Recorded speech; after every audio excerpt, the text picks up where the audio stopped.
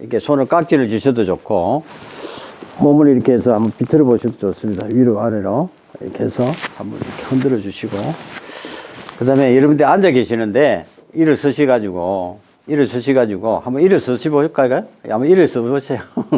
다 일어서 보세요. 저는 서서 있기 때문에 편한데 여러분들 이제 앉아 계시니까 먼저 한번 이렇게 힘도 한번 주시고, 자, 저한테 이렇게 따라해 보세요. 손바닥이 위로 가게, 뭔가 이렇게 내가 달라 이런 식이죠. 이렇게 해서 어깨 넓이만 돌려서 그대로 올리셔가지고 하늘 높이에서 하늘을 한번 받들어 보세요. 뭐가 이렇게 하늘을 받들었어요? 받들으시고 여러분들이 왼손부터, 오른손도 관계없습니다. 왼손부터 한 바퀴, 두 바퀴 이렇게 한번 돌려보세요. 뭐가 만지시나요?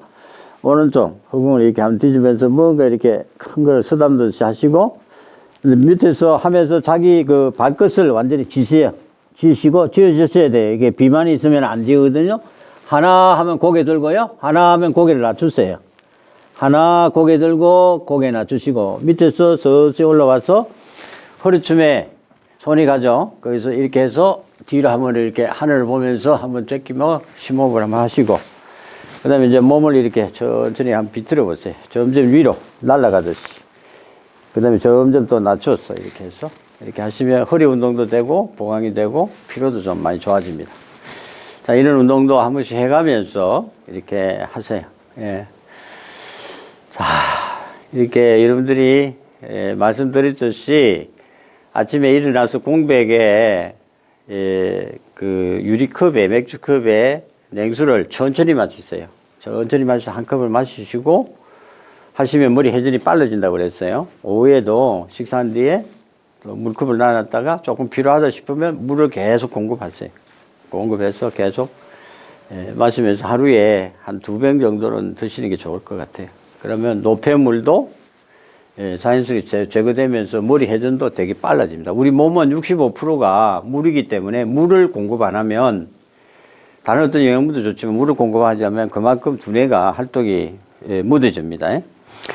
자, 아까 하던 거 한 번 더 우리가 보면서 조직으로 들어가기 전에 리더십에 대한 부분은 너무 중요하기 때문에 리더십하고 헤더십이라는 게 있어요. 리더십하고 헤더십, 헤더. 자, 리더십은 뭐고 헤더십은 뭔가 여러분들이 스스로 한번 자습하시기를 바라고, 요것이 제가 산업안전 쪽에 문제를 내놨어요. 예? 리더십과 헤더십의 차이점. 그 시험 문제 이미 나올 겁니다. 이게 이제 뭐 기사 시험에는 이미 나온 걸로 알고 있는데, 자, 리더십은 아까 특성이 가장 중요하다고 그랬어요. 사례를 연구하는 거죠. 리더십의 어떤 자질의 문제, 리더십이 갖고 있는 여러 가지 그런 것을 어떤 특성을 갖고 있을까 여러 가지 분석하는데 자질의 사례를 갖고 연구하는 것이다 해서 여기 나온 것이 이제 빅5가 나와요. 빅5. 예? 빅5가 뭔지 나중에 또 우리가 보셔야 되겠지만 5가지 큰 것이 나온다. 예? 뭐 성실성이 나오고, 그 다음에 정서적 안정성이 나오고, 그 다음에 개방성이, 외향성 이런 게 막 나온다고 이 5가지를 여러분들이 해놔셔야 되고요. 예, 그 다음에 행동이론이 나와요. 행동이론. 첫 번째 나오는 게 아이오가 나오네요. 아이오와 대학 5글자예요. 전제형, 민주형, 자유방해형으로 나온 것은 아이오와 대학이에요. 5글자예요. 그래서 3글자, 미시간이 나와요. 미시가 나와요. 미시간이 나온 거는 리쿠트가 아까 나왔죠. 직무 중심이냐, 인간 배려원이냐, 구성의 지향적이냐, 인간 배려냐, 사람 배려냐 이거죠. 그 다음에 오하이오 주립대학, 이것도 5글자네요. 오하이오 내자에다가 주립 넣으면 5자, 6자가 되나? 그 다음에 구조주의냐, 이것도 인간 배려냐, 둘 다 뛰어나야 우리는 효과적인 리더십이라고 할 수 있다. 이렇게 했고요. 자, MB, 브레이트하고 머턴과 브레이커. 자, 요 사람은 그리드 매니지먼트, 창문형의 격자형으로 이론을 했는데, 바둑판처럼 쭉 해서, 제일 코너에, 제일 낮은 쪽에 있는 게 무관심형이고, 제일 그쪽으로 올라간 게 칸츄리형이고, 그 다음에 그 위로 한번 올라가 보면, 제일 좋은 거죠. 9,9, 이상형, 혹은 스타라고 그러죠. 그 다음에 밑으로 쫙 내려오면 가업지향형이 되겠고, 중간에 있는 것은 중간형이다. 예? 그렇게 해서 우리가 리더십을 그렇게 5가지로 분류한 사람이다. 브레이크와 버튼. 그 다음에 PM 이론이 있습니다. P는 퍼포먼스고 M은 유지관리, 메인터넌스니까 미섬이라는 일본 사람인데 성과 기능과 유지 기능이 있는데 큰 순서로 하면은 라지 P와 라지 M.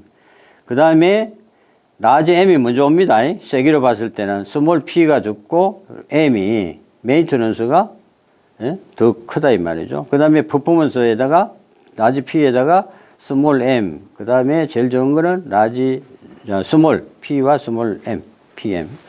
소문자로. 자, 그 다음에 상황이론이 나옵니다. 상황이론이 좀 중요하겠죠. 예? 어차피 특성, 행동 이런 식으로 발전해가 상황이론까지 왔으니까. 자, 피들러의 자, 우리 그 리더와 구성원 간의 관계.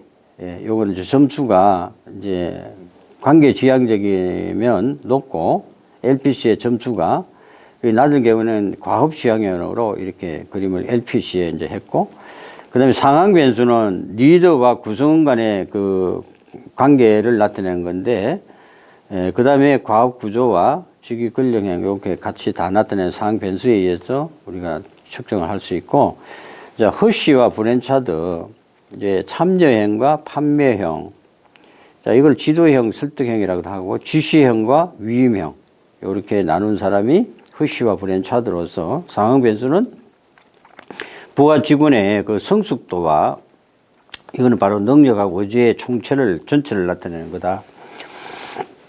그 다음에 좀 중요하죠. 하우스와 경로 목표 모형이 있습니다. 지시적, 참여적, 후원적, 성취 지향적으로 나눈 사람이 하우스의 경로 목표. 상황 변수는 구성원의 특성과 능력과 통제 위치와 욕구에 따라 틀리고, 과업의 환경은 과업 특성과 작업 집단과 조직 특성이 있다. 그러면 유일하게 세 사람이라고 합니다. 이건 길기 때문에 부예제라고도 하기도 하고 제예부라고도 할 수도 있는데, 리더의 참여 모형인데 순수 독단형과 참고적 독단형, 개별 참여형, 집단 참여형, 위임형. 상황 변수로서는 의사결정의 어떤 질과 리더의 정보, 문제의 구조화 정도, 구성원의 참여, 구성원의 수용성에 따라서 상황 변수가 바뀐다. 그 다음에 이제 더 중요하죠. 현대적 리더십으로서는 LMX가 있다. 자, 리더하고 구성원 간의 그 관계 이론이죠. 자, 수직 짝 관계 이론이 있고요. 여기에서 발전을 하면 리더와 구성원 관계의 질에 따라서 그 성과가 차이가 많이 난다. 그 다음에 내집단 형성, 구성원의 보답 능력과 상사의 보상 능력 간의 교환하는 조건으로 만족도도 높고 조립도 높고 인사평가 이적률만 낮다 그랬어요. 그 다음에 카리스마 리더십은 이상적 비전으로서 소통 능력과 환경 감지 능력과 존경과 지지 획득, 위압적인 것이 카리스마 리더십의 특징으로서 나타낼 수 있고, 변혁적 리더십으로서는 번제와 배석, 자, 구성원들의 혁신과 변화를 위한 관점을 제시하는 리더십입니다. 거래적 리더십은 바로 아까 세 가지가 있다고 해서 조건에 의한 보상, 예외에 의한 관리에 의한 바탕으로 나타냅니다. 자, 거래적 리더십은 세 가지가 아니고 조건적, 예외적 관리. 그 다음에 요인은 카리스마와 개별적 관심, 지적 자극을 주는 것이고, 서벤트 이제 그린 리프에 의한 서벤트 리더십의 주창이죠. 집단 역량의 강화에 기여하는 헌신적 파트너형 리더십이다. 슈퍼 리더십은 자기 자신에 대한 거죠. 셀프 리더십이죠. 스스로 리드하는 데 필요한 성과 행동을 수집하는 전략으로서, 자, 슈퍼 리더십이라 했을 때는 구성원 스스로 자기 자신을 리드할 수 있는 역량과 기술을 갖다 하는 리더십이다.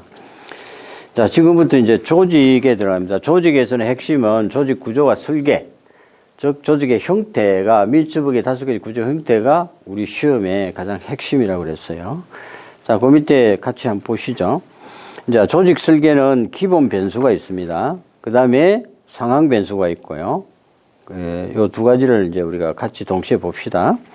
기본 변수로서는 조직은 한마디로 하면 복잡하다는 거죠. 복잡한 조직이다. 두 번째는 공식화되어 있다. 또 이거에 직구나 반대로 분권화가 되어 있다. 이런 거고요. 자, 그 다음에 조직은 우리가 복잡하다고 그랬는데, 이 수평적 분화가 되어 있다는 점이죠. 수평적. 직무가 너무 세분화, 전문화되어 있다는 거고요. 부문화되어 있다는 거죠. 기능별로. 그 다음에 제품별로. 그 다음에 지역별로. 그 다음에 고객이 여러 성이 있겠죠. 고객별로. 그 다음에 프로젝트별로. 이렇게 다양하게 되어 있는 것이고요. 수평적 분화에 반해서 이제 수직적 분화는 통제의 범위가, 통제 범위라는 말이 가끔 나오거든요. 관리자가 통제하는 부하의 수를 나타냅니다. 이게 그 통제의 범위가 좁으면 좁을수록 분화는 많이 돼 있다, 다분화되어 있고요. 그 다음에 이것이 고층 구조로 간다는 거죠. 자, 한 사람이 여러분들이 그 조직에서 위에 팀장이나 위에 된 사람이 한 사람이 통제할 수 있는 몇 명 정도입니까? 가장 적정한 인원이 17명을 전후로 해가지고 17명 정도는 통제가 가능하다고 그래요. 17명 이상 넘어가고 버리면 어떤 기능의 그 팀장이 한 사람 더 있어야 필요하다는 거죠. 그렇게 사람 관리하는 것이 만만치 않다는 거죠.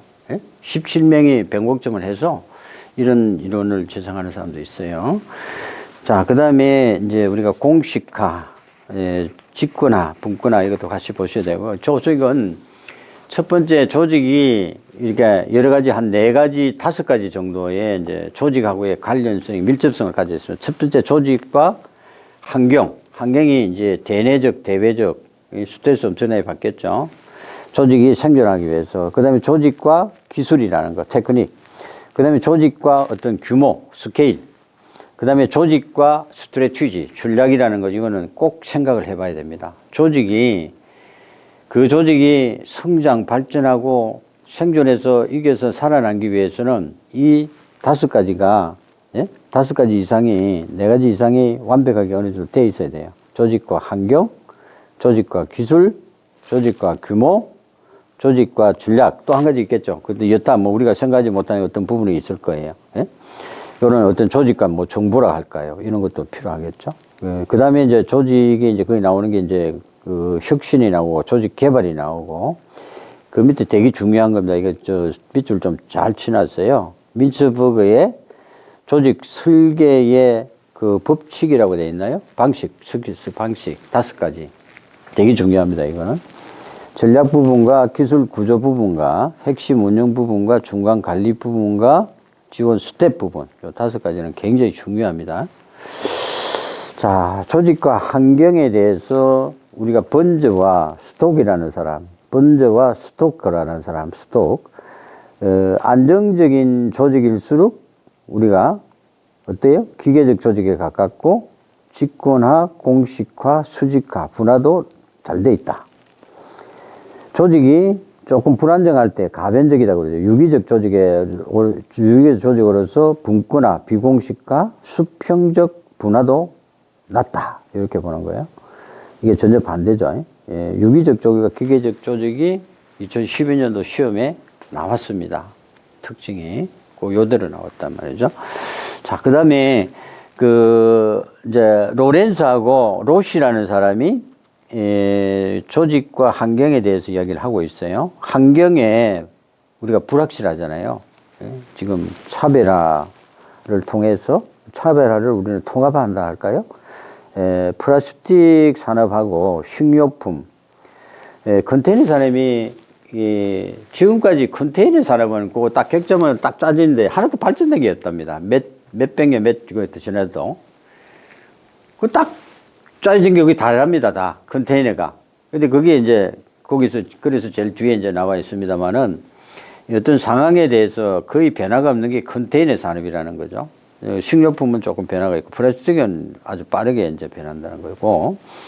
그 다음에 조직하고 기술이 나옵니다. 이제 이 사람은 세 사람의 이름이 등장합니다. 이게 시험에 나오거든요, 이게. 기술에 대해서 우드워드라는 사람, 우드워드하고 톰슨이라는 사람, 펠로우라는 사람이 세 사람이 등장합니다. 자, 우드워드라는 사람은 단위 생산을 유기적으로 일단 보면서, 자, 단위 생산은 대량 생산은 기계적으로 보는 거고요. 영속적인 생산은 유기적으로 봅니다. 단위 생산은 유기적, 대량 생산은 기계적. 그다음에 영숙 생각에 유기적인 조직이 유리하다는 거죠.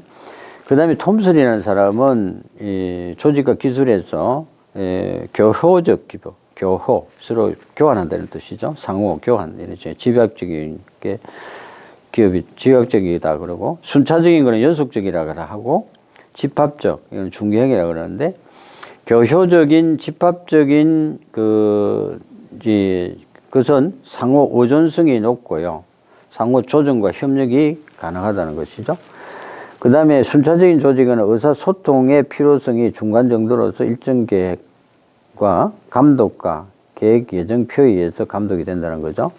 집합적 조직은 굉장히 낮습니다. 그 기술 그게. 그래서 표준화 내지 규칙 절차에 의해서 하는 것을 집합적 중개형 조직이라고 해요. 펠로우라는 사람은 과업의 다양성 이렇게 했죠. 이게 분석 가능해야 되고요. 그래서 이것을 우리는 어떻게 이분은 했냐면 일상적, 공학적, 장애인기술, 그 다음에 비일상적 요 네 가지로 직권하냐 분권냐에 따라서 이렇게 나눴습니다. 요 표도 굉장히 중요하니까 알아놔셔야 되고요. 그 다음에 이제 조직과 규모에 대한 부분인데, 규모가 클수록 분화가 잘 돼 있겠죠. 분권화도 잘 돼 있고 공식화되어 있습니다. 사실은. 그 다음에 이제 조직하고 스트래티지인데 전략입니다. 예? 챈들러라는 사람은 제품의 여러 각도로 다각화에 됨에 따라서 단순 조직, 기능 조직, 사업부 조직 이런 쪽으로 분류를 하면서 챈들러라는 사람이 유명한 말을 남겼어요. 조직 구조는 뭐에 따른다? 스트래티지, 전략을 따른다. 이런 이야기를 했어요. 조직의 구조는 뭐를 따른다? 전략을 따른다. 자, 그 다음에 파일즈하고 스노우라는 사람이 나옵니다. 혁신적, 혁신을 공격형이라고 그러기도 하고요. 방어형 혹은 분석형 세 가지로 나눴다. 이제 조직의 혁신에서는 단계별로 양면성을 가지고 있는 것은 아이디어 창출, 유기적인 조직이 유리하면서 우리가 이것을 보통 채택하려고 노력한다. 그래서 연구 개발해서 이렇게 기계적으로 우리가 유리한 쪽으로 실천하고자 한다. 이렇게 되어 있고요. 민츠버그의 조직에는 전략 부분이 있습니다. 스트래티지 부분이죠. 요거는 단순 구조입니다. 창업 시에 보통 나타나는 형태인데 강력한 리더십이 필요하고 요 단순한 구조니까 전략 부분. 두 번째 이제 기술 구조 부분입니다. 기계적 관료제라고 할 수 있고요. 공식화도 높고 규칙 절차가 있습니다. 기존 절차가 엄격하다는 거죠.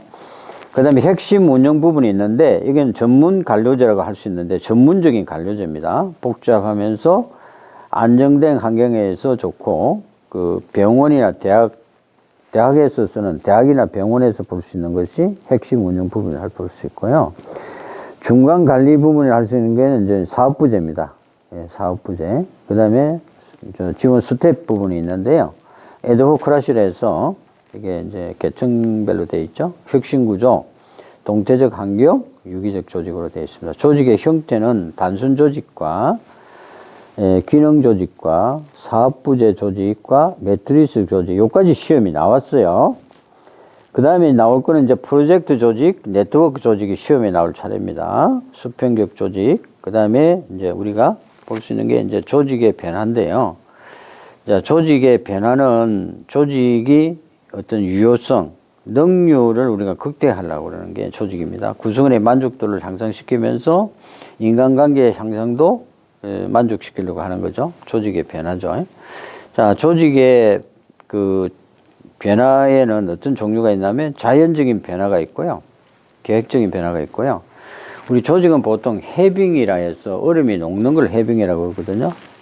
그 다음에 해빙이 됐다는 것은 부터 변화를 온 거죠. 얼음에서 물처럼 변했으니까 변화 단계고, 그 다음에 다시 얼음을 다시 돌아간다. 재동결, 이렇게 이야기를 하고 있어요. 또 이 변화의 단계를 또 세 단계를 또 나누기도 합니다. 그 다음에 이제 조직에 대해서 변화를 하니까 거기에서 변하지 않으려는 저항적인 어떤 그런 어떤 요소들이라 할까요? 그런 그게 나타납니다. 현재에 대해서 불만족이지만 어떤 기존에 우리가 갖고 있던 습관에 익숙하고 있기 때문에 변화에 대해서 우리가 안 변하려고 악을 쓴다는 거죠. 그래서 이런 그게 있지만 사실은 저항에 대해서 우리가 관리할 필요가 있다. 이것이 뭐냐면 교육과 의사소통과 참여와 우리가 어떤 일에 대해서 몰입을 한다. 커미트먼트. 그 다음에 촉진하고 지원하고 협상 등을 통해서 우리가 이게 조직과 우리가 서로 주고받거니 해서 이렇게 합니다. 그런데 맹시적, 묵시적인 이런 압력을 우리가 가함으로써 조직을 서서히 변화시킬 수가 있다. 그 다음에 이제 조직이 이제 변화하고도 비슷합니다만은 조직의 어떤 개발이 있어요. 조직을 개발한다는 것은 조직원 하나하나가 어떤 감수성 훈련, 이걸 테크노 기술 이제 그룹이라 하는데 T 그룹이라 합니다. 훈련이 있고요. 그 다음에 팀 구축하는 방법, 팀 구축. 그 다음에 과정 상담법. 그 다음에 거리도 훈련. 그 다음에 근로 생활의 질에 해서 우리가 요거를 요새 이거 많이 따집니다. 우리가 쥐를 근로 생활의 쥐를 따지는 프로그램이 있거든요. 이런 것도 중요하고요. 그 다음에 우리가 일하고 어떤 생활하고 이게 질의 균형 바란스가 굉장히 중요하다는 거죠. 그 다음에 이제 조직의 수명 주기라는 게 있습니다. 퀸이라는 사람과 카메론이 이제 주장한 건데, 이제 이 조직도 영원히 가는 게 아니고요. 사람처럼 유한하다는 거죠. 첫 번째는 창업하는 단계는 누구나 알 수 있고요. 그 다음에 이것이 그 다음 단계가 집단 공동체로 이렇게 일단 나아가고요. 그 다음에 공식화된 단계로, 그 다음에 이제 정교한 단계로 이렇게 해서 조직이 된다고 되어 있습니다. 자, 그 다음에 이제 여러분 노트 정리된 게 이제 직무 관리와 이거는 이제 직무에 관한 일에 대한 것과 그 다음에 나머지는 사람에 관한 것도 했죠. 학계평, 보유, 방노, 노사관계까지 학보, 그 다음에 개발, 그 다음에 평가, 그 다음에 보상, 그 다음에 유지, 그 다음에 방출에 대한 거. 요것을 지금 여기 설명을 다 한꺼번에 볼 수 있도록 해놨고요. 특히 직무 평가에 있어서 분서 요점, 그 단단히 표시를 잘 해놨어요. 잘 해놨죠? 그거 잘 좀 외워주시기 바라고요. 자, 각각 이게 이제 오류가 많이 나온다고 그랬죠. 사람이 어차피 인사 고과를 하다 보니까 평가에서 오류가 나오고요. 그 다음에 우리가 보상이라는 데는 이제 임금 수준과 임금 체계와 임금 형태 세 가지밖에 없는데 그 중에 임금 형태가 조금 복잡하니까 거기서 시험이 나오는데 거기에 성과 배분이 있고요. 개인 쉐어링이라고 하죠. 이익 배분 프라이빗 쉐어링이죠. 성과 배분에서 우리가 가장 문제 많이 나오는 것이 스켈런 플랜하고 라카 플랜이라는 거예요. 스켈이라는 사람과 라카라는 사람이 이제 이게 플랜을 만드는 건데요. 스켈런 플랜은 우리가 생산 이제 양에 따라서 생산량을 많이 이제 우리가 내지 않습니까? 그러면 생산량에 비례해서 우리가 받는 것을 스켈런 플랜에 가깝고요. 그 다음에 생산 많이 나면 부가가치가 나오겠죠. 그 부가가치, 부가에 대한 거는 라카니까 글자 세 개, 좀 세 개, 두 개면 두 개로 맞추라고 그랬어요. 스켈런 플랜은 생산량의 판매 가치라고, 생산량의 판매다. 생산의 판매 가치. 그냥 생산량이라고 일단 보시고, 매출액이죠. 그 다음에 이러한 상여 제도가 되겠고요. 75% 정도로 이제 배분해 준다고요. 종업원한테는 한 3% 정도? 30% 되는데, 회사가 1, 3, 75. 노무비, 절감분 75%에 대해서 배분을 하기 시작한다. 그리고 라카라는 것은 부가가치라고 해서 부가라는 거. 부가가치에 대한 배분율의 기준에서 노무비, 절감분에 대한 분배를 우리가 이야기하는 거고요. 그 다음에 이게 인프로 쉐어라고 그럽니다. 인프로 쉐어 분제, 이게 플랜도 있는데요. 이게 표준 노동과 실제 노동 간의 시간의 차이, 종업원과 회사가 각각 50%, 2분의 1씩 부담하는 거고요. 업적 분배제라는 것도 있어요.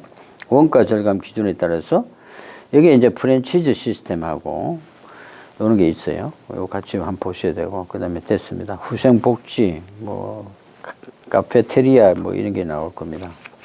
자기가 카페테리아 선택적 복리후생제가 있다는 거.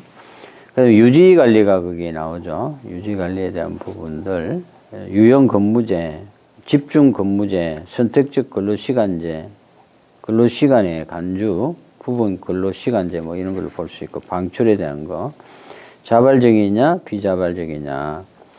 노동관계는 노동자합이라고 그랬죠. 노동자합에는 직업별 노조, 산업별 노조, 일반 노조, 기업별 노조 이런 것도 있지만 가입 방법은 크로즈가 가장 엄격하겠죠.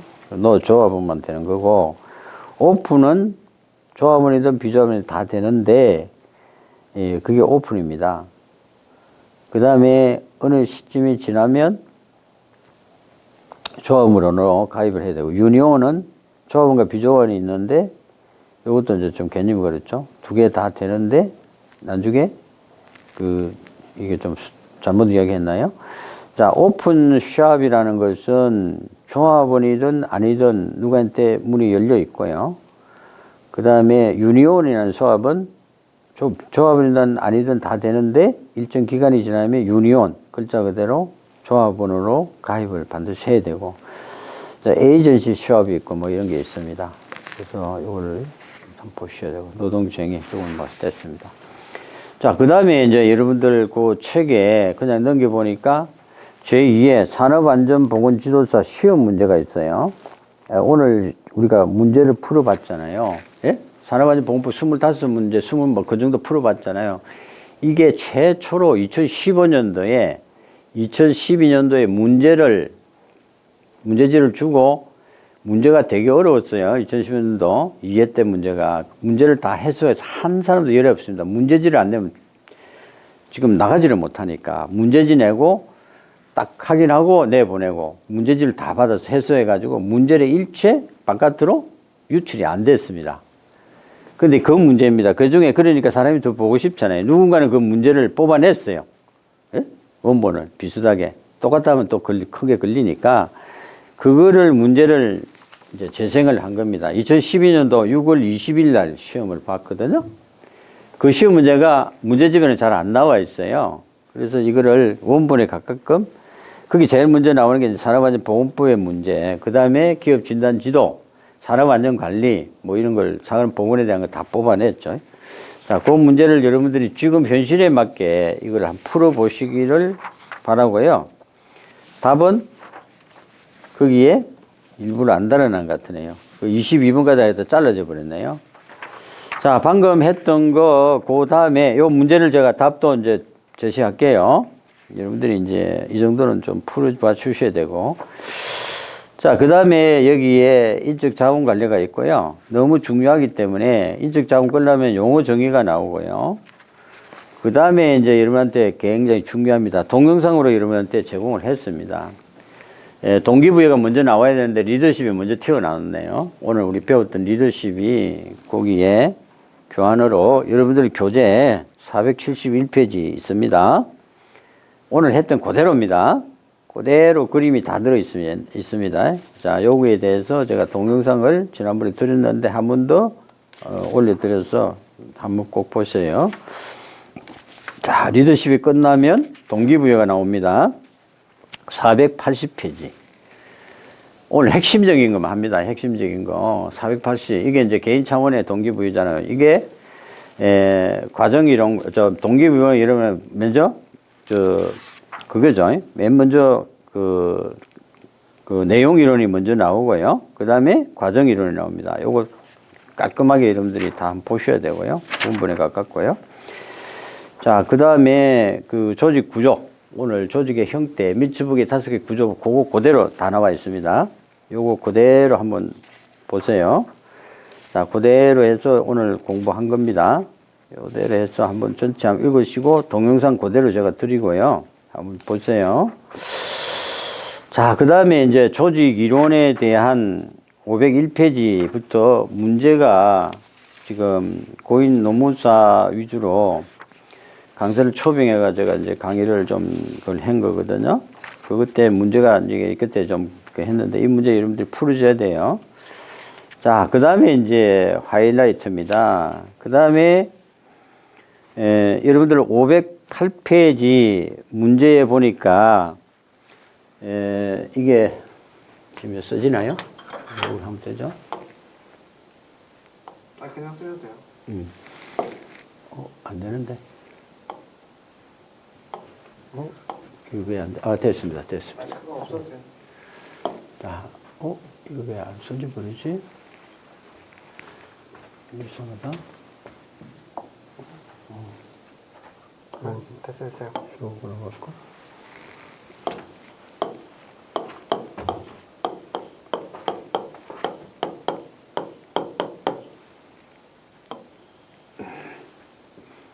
노나카. 일본 사람이 이 이론을 제시했죠. 다시 한 번 더 리피트 반복합니다. 이렇게 2x2 요 객자 이론을 주로 합니다. 요 구간과 요렇게 되는 걸 우리는 암묵지라고 그래요. 암. 어두울 암자, 잠재의식, 암묵지라고 그래요. 암묵. 지식입니다. 암묵 지식. 암묵 지식입니다. 자, 요 방향. 요 방향과 요 방향을 우리는 형식지라고 그럽니다. 형식지.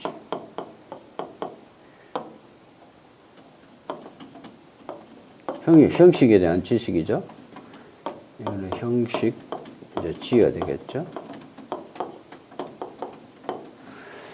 자, 요것을 우리는 이 방향을 이렇게 돌리라고 그랬죠. 시계 방향으로.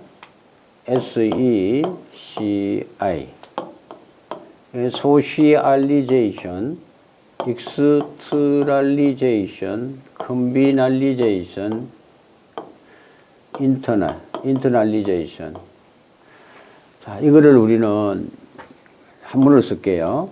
이식화라고 그럽니다. 이식화. 이식화라는 것은 나무를 옮긴다 이런 말이죠. 이걸 우리 제대로 하면 소시알리제이션이니까 사회화가 되겠죠. 자, 이거 익스터널리제이션 표출화 그래요. 표출화. 외부화.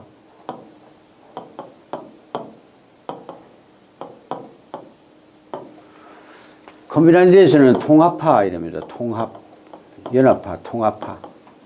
이건 인터널리제이션은 내부화 혹은 내재화. 자, 이런 식으로 지식이 계속 순환되는데 여기에 이런데 보이지 않는 부분이 이런 게 이제 조직에 사실은 깔려 있죠.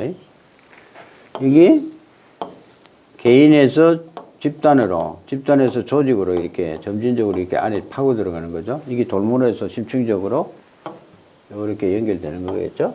그죠? 자, 이게 암묵지라는 것은, 암묵지식이라는 것은 여러분들이 아는 경험, 여러분만이 혼자서 많이 겪었던 경험. 우리가 이걸 노하우라고 해요. 노하우. 내만 갖고 있는 아주 고유한 경험. 자, 이 형식지라는 것은 한마디로 하면 매뉴얼입니다. 매뉴얼. 문자나 글로 한꺼번에 내는 거, 여러분들 책 같은 거, 이게 매뉴얼이잖아요. 이거는 뭐, 다 가능한 거죠. 자, 그래서 처음에 이게 순서를 중요합니다. 여기서 요런 순서로 바른 거니까, 이식화에서 표출하로, 표출화에서 통합화로, 통합에서 내부화로, 다시 사회화로, 점진적으로 이렇게 깊숙이 이렇게 해서 전 조직이 학습이 되는 거죠. 네? 무슨 약속했어요? 이게 조직의 어떤 면에서는 개발이고 조직의 변화라고 볼 수 있는 거죠.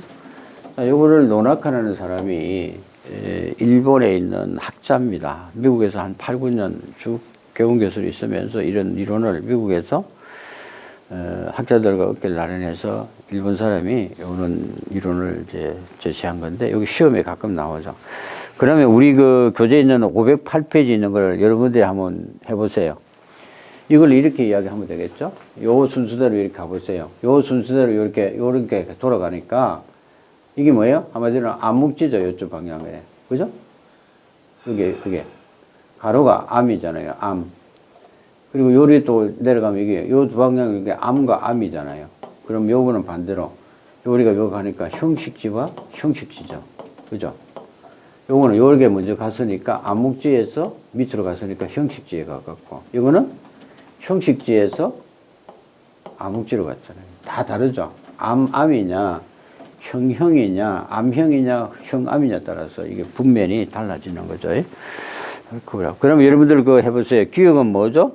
SECI만 쓰면 여러분들이 찾는 거는 여기서 말하는 것은 뭘 이야기하는 겁니까? 기억에 해당되는 거는 모르는 사람 아무도 없죠. 소셜리제이션 이식하자. 소셜리제이션이라고 제일 먼저 나오잖아요. 그러면 컴비널리제이션은 분면이 어디예요?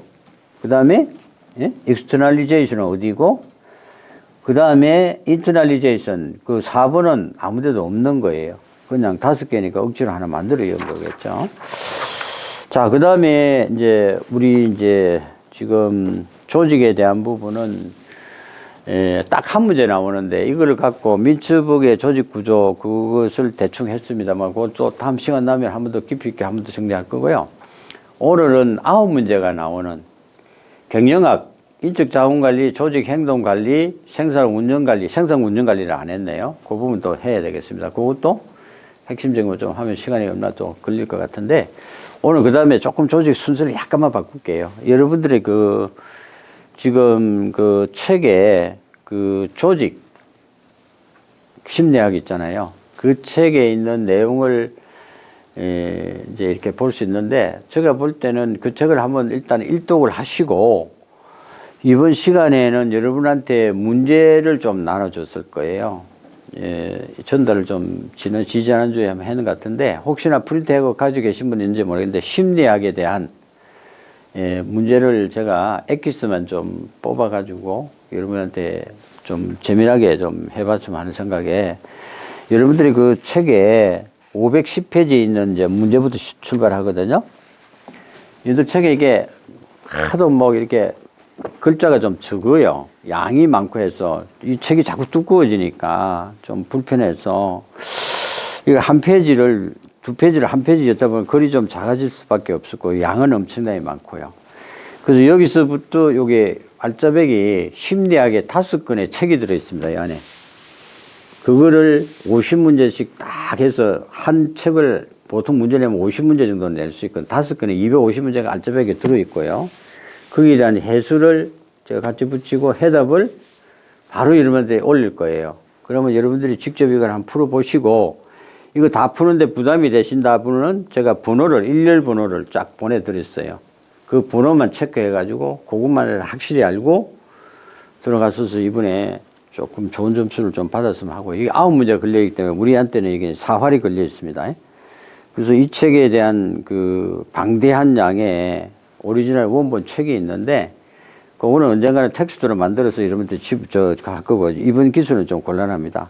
거기에서 100% 제가 오지선다 객관식은 문제를 만들어서 드리고 엑기스 문제를 제가 번호별로 이렇게 했고요. 다음 시간에는 그 문제를 일단 푸는 걸로 하겠습니다. 예? 오늘 그 산업조직 심리학이 가장 중요한데 이걸 자꾸 미룰 수는 없고요. 한번 먼저 부딪혀 보고 그 다음에 우리 조직에 대한 부분을 좀 엉성하게 했는데 그것도 다시 다음 시간에 한 번 더 리마인드 하고 하겠습니다. 이게 약 540문제, 나머지 또 한 1000문제 가까이 있어요. 토탈 한 2000문제가 산업조직 심리 문제 2000문제 이상이 있어요. 이거를 다 풀 수는 없고요. 다 반복되는 문제이기도 하고 어느 책을 하나 기준을 잡아야 돼요. 그 기준을 잡아주는 책이 여러분들 주상현 교수 지금 쓴 거죠. 조직 심리학 그 책을 쫙 읽으면 인적 자원관리, 조직 행동에 대한 심리학, 그 다음에 우리가 인간관계에 관련된 심리학, 그 다음에 지금 말하는 저 동기부여, 그 다음에 모티베이션 동기부여죠. 그 다음에 리더십에 대한 거, 그 다음에 여타 이제 조직에 관련된 그 우리 직무 스트레스까지 인간관계까지 같이 있어요. 예? 인간공학에 또 같이 들려 있어요. 그래서 그 부분을 여러분들이 해야 되고요. 그거 하기 전에 여러분한테 이제 부탁드리고 싶은 것은 심리학은 심리학 개론부터 봐셔야 되는데 여러분들 좋아하는 산업 조직 심리학은 응용되는 부분이 단계가 훨씬 높아요. 이게 그것을 한꺼번에 이렇게 띄워버리니까 점프를 안 되는데 점프를 해버렸으니까 어렵습니다. 그래서 그 중간을 메꾸기 위해서 우리가 용어를 좀 알아야 돼요. 용어를. 심리학에서 자주 쓰이는 용어를 피그말리온 효과가 뭐 피그말리온 효과라고 그래요? 예? 이런 것들. 예? 내가 간절히 바라면 뭐든지 간절히 바라고 간절히 바라면 거기에 대해서 내가 노력을 하거나 관심을 가지니까 언젠가는 모르지만 내가 한 발 다가가면서 내게 만들어진다. 실현이 된다는 거예요. 자, 우리나라의 여성 변호사, 판사, 이제 이승만 대통령이 있을 때, 여성이 판사로는 있을 수 없다 해가지고 판사 시험 된데도 실격을 시켰죠. 그래서 변호사로 활동하신 분이 계시죠. 여성 저 상담소를 여의도에 만들어서 그 건물을 이제 공교롭게도 제가 처음부터 끝까지 건물을 짓는 걸 제가 관여를 해가지고 그 건물이 굉장히 뜻이 있는 건물이더라고요. 오래돼가지고 이제 다시 리모델링 했는데요. 벌써 한 14, 15년 됐네요. 그 건물에 가보니까 그 여성들에 대한 어떤 이런 우리나라의 인식도가 낮기 때문에 권익을 위해서 굉장히 많은 그 여성들이 이렇게 우리나라 저명한 분들을 모시고 강좌에다가 이걸 엄청나게 했어요. 여성이 바로 서야 나라가 바로 선다는 거죠. 지금 대한민국이 반 이상이 여성이잖아요. 여성이 손들면 대통령까지 나오는 나라예요. 그래서 대통령까지 나왔잖아요. 자, 어쨌든 간에 그 여성들에 대한 여성 우리 가족부가 있잖아요. 그거를 여성 그렇게 하면 차별되니까 이거를 뭐로 바꾸자? 가족부로 바꾸자. 아예. 가족에는 남자, 여성이 없으니까 이 명칭 자체가 좀 그렇다 해가지고 명칭도 중요한 것 같아요. 어쨌든 그런 상담 여성에 대한 부분이 여의도에 있는데, 거기에 이제 제가 이제 느낀 게 바로 그겁니다. 이런 부분들이 굉장히 중요하다. 예? 여성에 대한 어떤 이런 부분들 우리가 인식도라든지 이런 것도 있고 성차별에 대한 거. 지금도 그게 완전히 해소된 게 아니잖아요. 그래서 그 여성 가족부를 만들어서, 예? 이렇게 하고 있는 거잖아요. 자, 시간이 또 조금 지난 것 같고요. 다음 시간에는 이제 지금까지 했던 걸 싹 다 한번 정리하는 차원에서 마지막 시간이 되겠습니다. 산업조직 심리학에 대해서 좀 새롭게 이제 한번 또 출발해 보도록 하겠습니다. 감사합니다.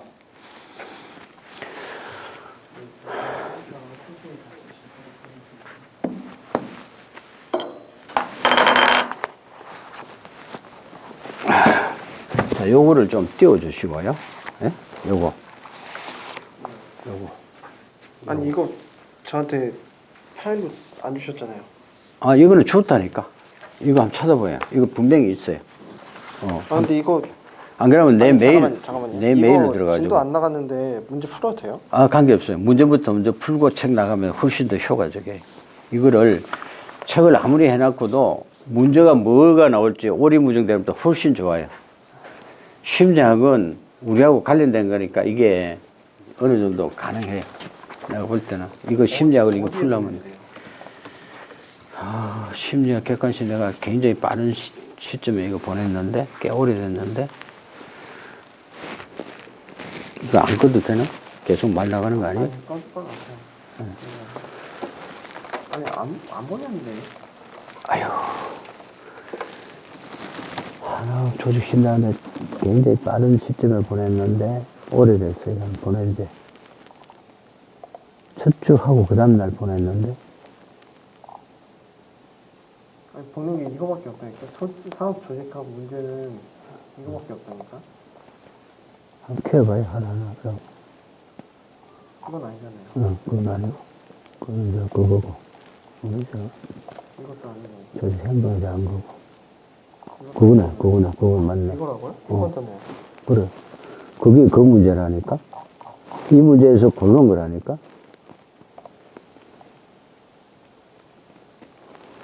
이 문제를, 그 번호를 내가 줬을 거예요. 난수품에 저 번호를 한 장에 보낸 적이 있다고. 그 번호를, 이걸 쭉 따내 온 거예요. 요 문제를, 그 번호를 따온 거야. 그 수표 매트로 번호가 있어요. 안 봐요.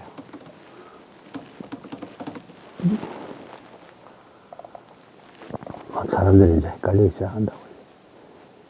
이게 굉장히.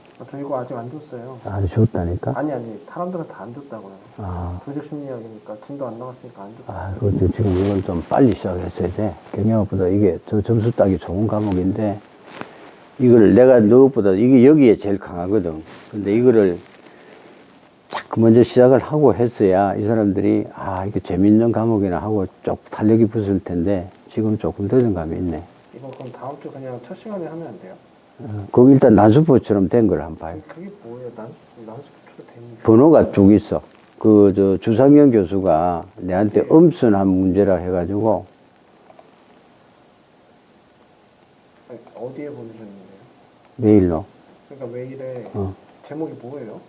이런 아니, 저 산업조직 심리학 이렇게 쳐봐요. 음수 문제라고 내가 적어놨다고. 여기에 한번 찾는 데다가 한번 치보라고. 치면 나올 것 같은데. 음수요? 산업안전조직 심리학 객관식 음수 문제라고 해가지고 주상현 교수가 나한테 보낸 게 있어요. 주상영? 주상현 교수가 그걸 내가 해달라고 했지. 없어요? 왜 안 돼? 오늘 보낸 거.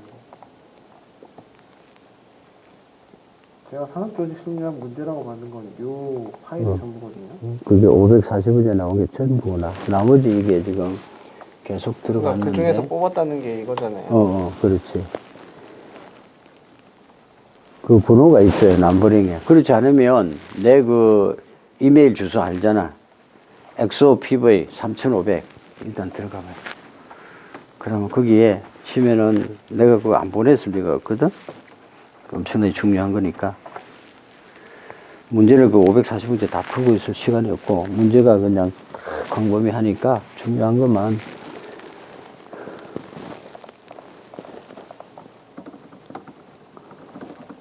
됐어. 내부 들어가면 받은 메일에 이름을 쳐보세요. 산업조직 심리학 객관식 음성 문제 이래 치면 나와요. 나와요? 주상윤 엄선? 음성 문제. 산업조직 심리학 객관식 문제 이래 하면 나올 거예요. 산업조직 심리학 객관식 문제. 주상윤이라고 앞에 나온 거 없어요? 받은 사람 주상윤. 보낸 사람이 보낸 메일이라고 받은 메일, 보낸 메일에 주상윤이 나오는 거 없어요? 보낸 메일이에요? 네, 보낸 메일에 주상윤이라고. 그래서 한 달이 넘었지. 아니, 강사님이 그 사람한테 보낸 거예요? 아니면 그 사람? 그 사람이 나한테 보낸 거 있어요. 주상윤. 네, 받은 메일이지. 주상윤. 내가 보낸 것도 있고, 받은 것도 있고. 맞다. 이거 난소. 저한테 안 보내셨어요. 선배님들 번호. 그거 뭐야, 그거. 그거 되게 중요한 거야. 그러니까 이걸 저한테 안 보내셨어요. 나는 보내줬다고 해서 내가 카피까지 줬는데. 그거 지금이라도 보내줘요. 그거 크게 해가지고. 보기 싶다. 보내주는데.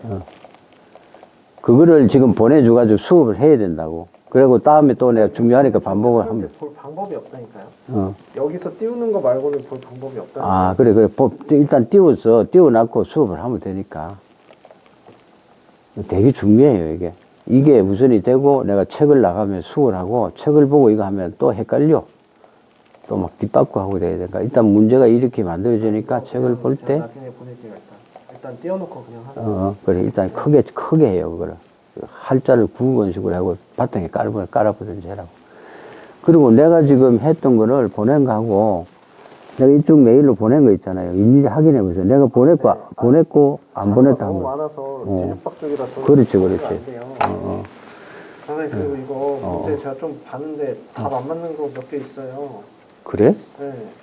어디 지금 우리 법이? 이거 지금 2장. 이번에 한 거? 네.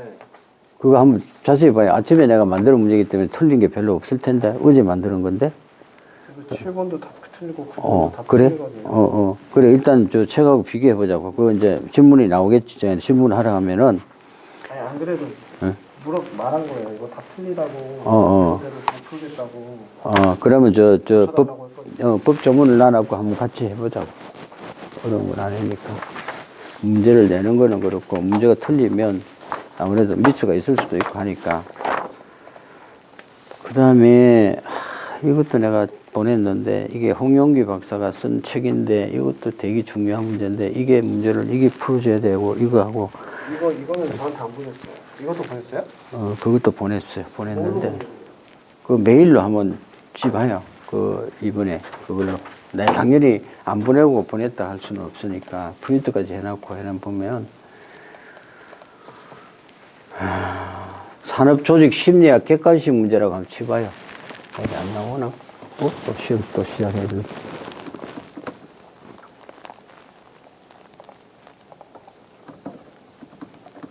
교재가 있으니까 교재를 보고 하면 돼. 일단은 요게 뭐 아니 지금 이거 하신다면서요? 이거 오늘 하면 1시간 딱 될 파일이 거예요. 없다니까요?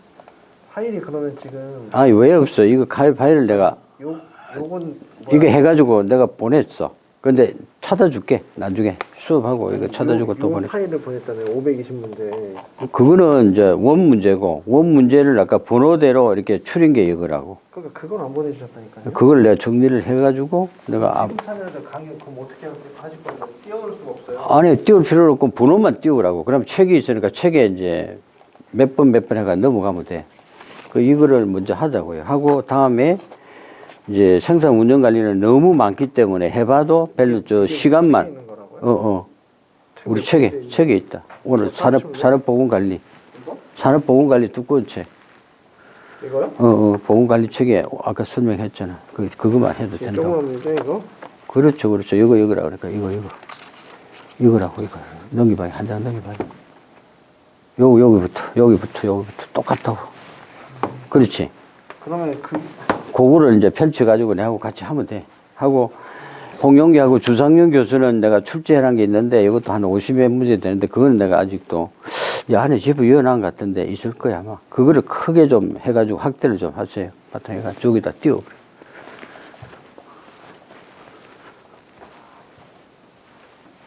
그래서 이거는 좀 수업을 하자고요.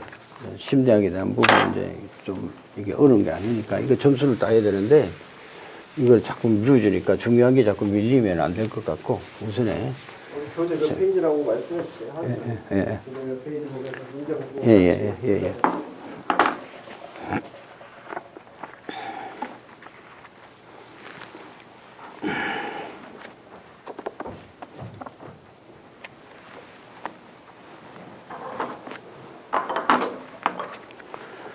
자, 됐어요?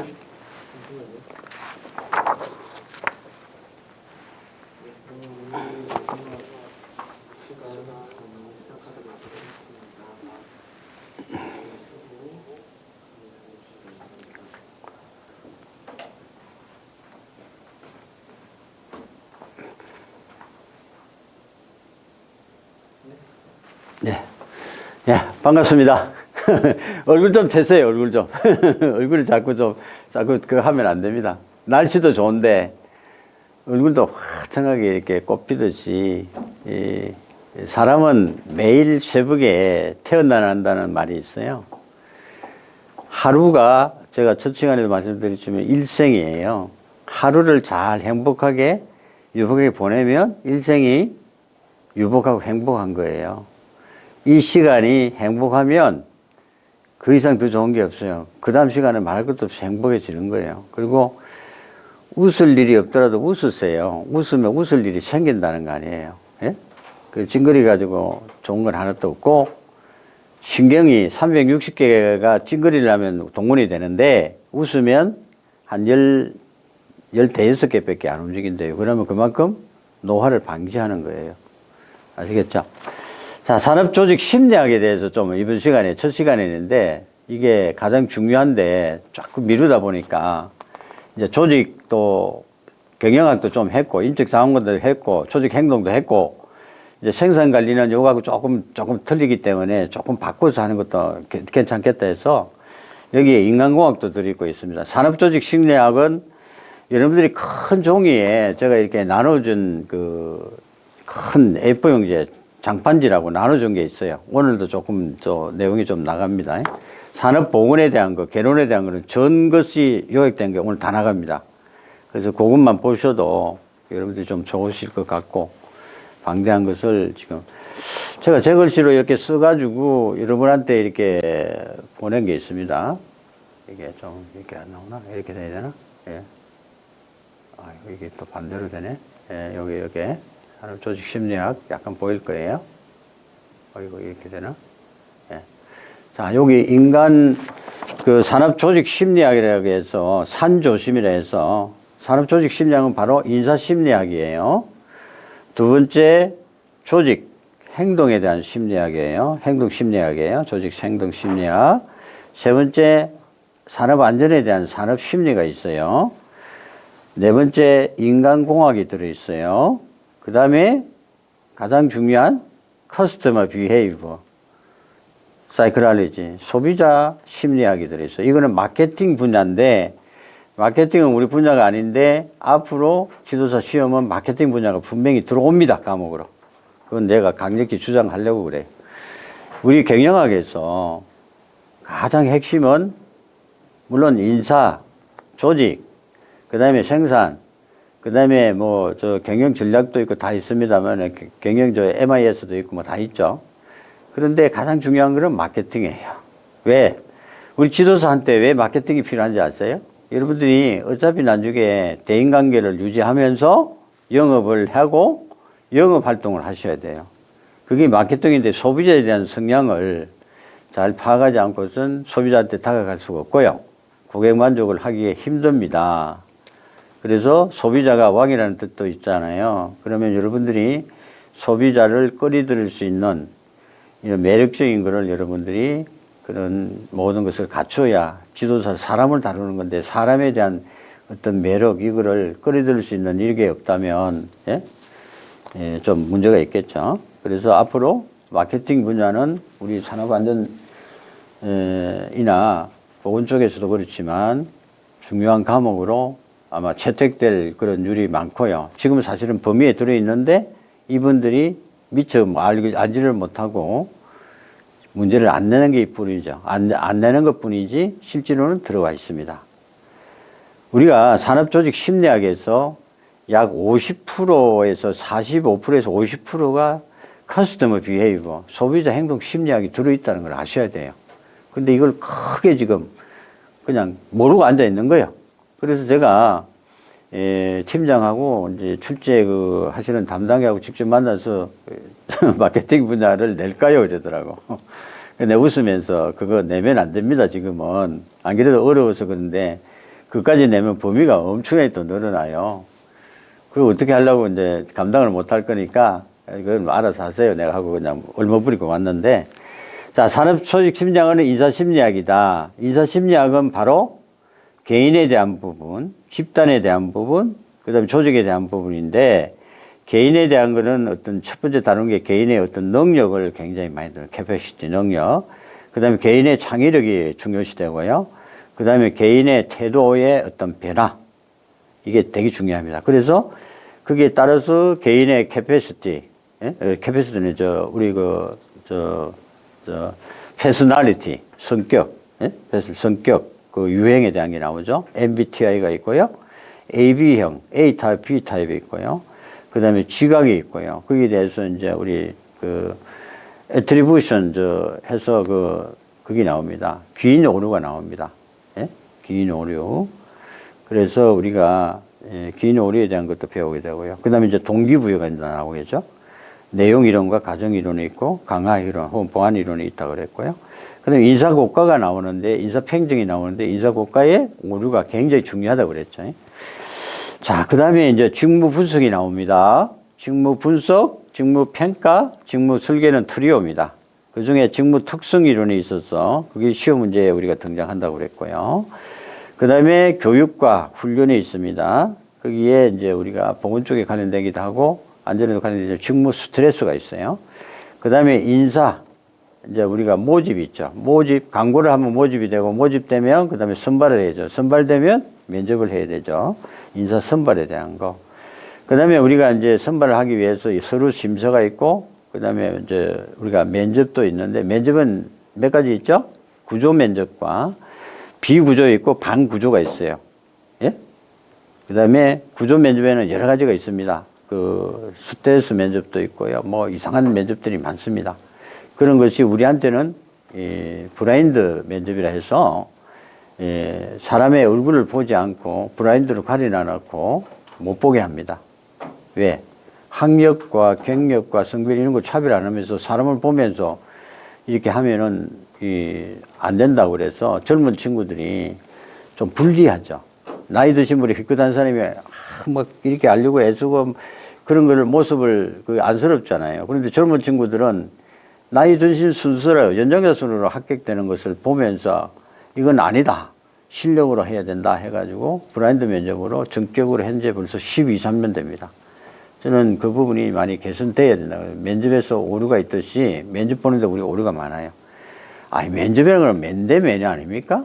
예? 맨투맨이 서로 모든 걸 다 보면서 한꺼번에 관찰할 수 있는 거는, 볼 수 있는 거는 다 봐야 되는데 그걸 왜 다 가려버립니까? 예? 암실에서 뭐가 판명이 됩니까? 안 보이잖아요. 그러니까 공개해놨고, 만천하에 적나라에 해놨고, 거기서 보는 게 맞겠다 생각이 들어요. 그 다음에 그런 것을 보완을 해야 되겠죠. 면접에 360도 면접도 있고, 뭐 다, 예? 또 여러 가지 있잖아요. AC 면접도 있고, 뭐 여러 가지 있을지, 저 인사법 종합평가법 있잖아요. 그런 거 하시면 되죠. 그 다음에 집단에 대한 부분이 나옵니다. 면접에서, 우리 인사심리학에서, 조직심리학에서 집단은 바로 한마디로 하면 작업팀이 되겠죠. 자, 작업팀의 집단의 종류, 그 다음에 우리 집단을 어떻게 설계하며 집단이 개인하고 다른 점이 뭔가, 예?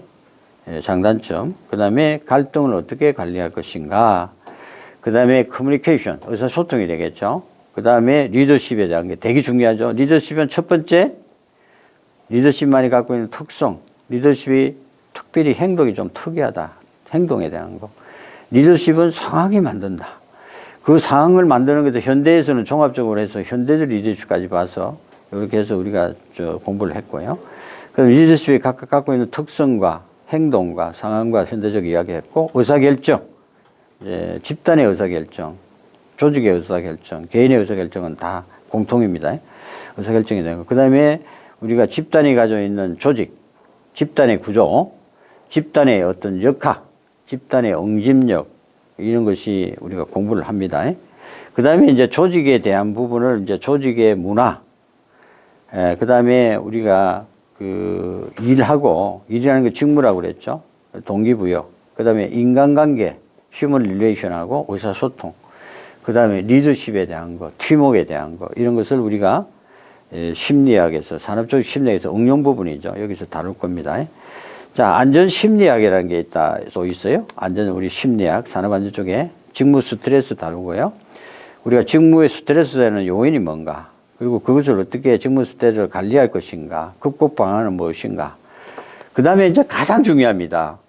휴먼 에러가 나와요. 휴먼 에러. 이거는 꼭 시험에 나오거든요. 휴먼 에러에 대한 거. 사람은 실수를 할 수밖에 없는 구조로 되어 있습니다. 여러분들 깜빡하는 거 있잖아요. 예? 그걸 망각이라고 그러죠. 예? 랩스라고 그러는 거 있어요. 그런 거 있어요. 그 다음에 이제 우리가 산업재해가 뭔가, 지각 오류에 대한 거, 그 다음에 재해가 여러 가지 요인에 의해서 발생하는데 그 요인들이 뭔가, 작업 환경은 어떤가, 사고 발생의 규제라고 그러죠. 메커니즘이 어떤 구조로 되어 있는가, 사고를 방지한다는데 예방활동이 뭔가, 리스크 테이킹이라고 그랬죠. 리스크에 대한 특성과 또 사고 대책에 대한 것도 우리가 산업안전 심리학에서 다루는 부분이고요. 그 다음에 소비자 행동 심리학이라는 게 있어요. 구매 충동 들어보셨죠? 구매 행동이 어떻게 이루어지는가. 그 다음에 심리적 요인은 뭔가. 그 다음에 심리적 요인에 대한 과정은 뭔가. 구조는 뭔가. 마케팅 활동, 소비자 행동은 마케팅 활동의 소비자 행동에 대해서 특성을 알게 되고, 소비자 보호를 위한 어떤 것이 있는가. 그 다음에 이제 뭐 많습니다. 직장에 대한 스트레스에 대한 것도 우리가 산업심리학에 들어가거든요. 거기에 어떻게 대처할 것인가. 정신적 심리학은 어떤 것인가. 요즘은 퍼스널리티에 대한 심리학이 있어요. 여러분들 좀 교재 유인물 이렇게 큰 종이 나눠준 게 있어요. 그걸 보시면 여기 다 있습니다. 이 심리학이 한 4, 50가지 되거든요. 이거 하면은 이제 해지죠. 그만큼 복잡하면서도 흥미롭고, 우리가 앞으로 불완전한 행동을 잡는 데는 이 심리학이 약효입니다. 약효. 예, 주 역할을 할 겁니다. 그래서 지금 심리학을 지금 공부를 하는데, 여러분들은 사람 심리학이 뭐라고 생각하세요? 우리가 배우는 심리학이 이제 개요를 하고 총론을 하고, 심리학에 대해서는 제가 한 가지 책을 보시라고 그랬죠? 이렇게 쓸 수 있나요? 예.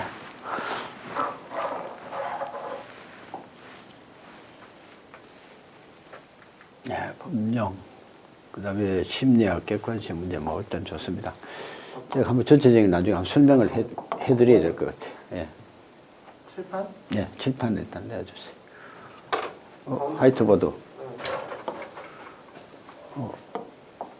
하면 되겠네. 그냥 화이트보드 클릭하세요. 화이트보드. 예.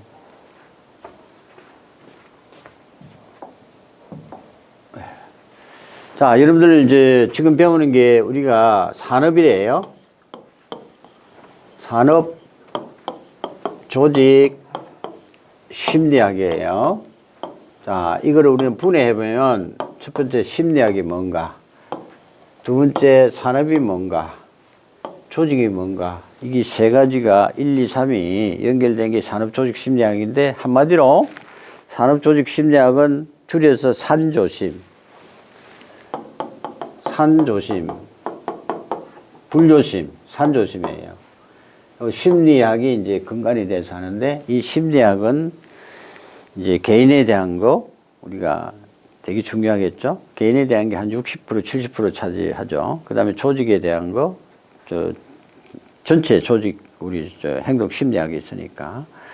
자, 요 심리학은 여러분들이 요걸 보길 거랍니다. 어떻게 하냐면, 여러분들이,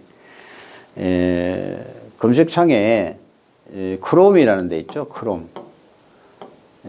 구글입니까? 크롬에 들어가면 크롬이 이렇게 생겼잖아요. 크롬이 이렇게 여러분들 찾게 돼 있잖아요. 크롬. 그죠? 이렇게 있죠? 여기 검색창에 일단 들어가셔가지고 검색창에 뭐라고 치냐면 KOCW 여러분들이 알고 계시는 심리학이에요.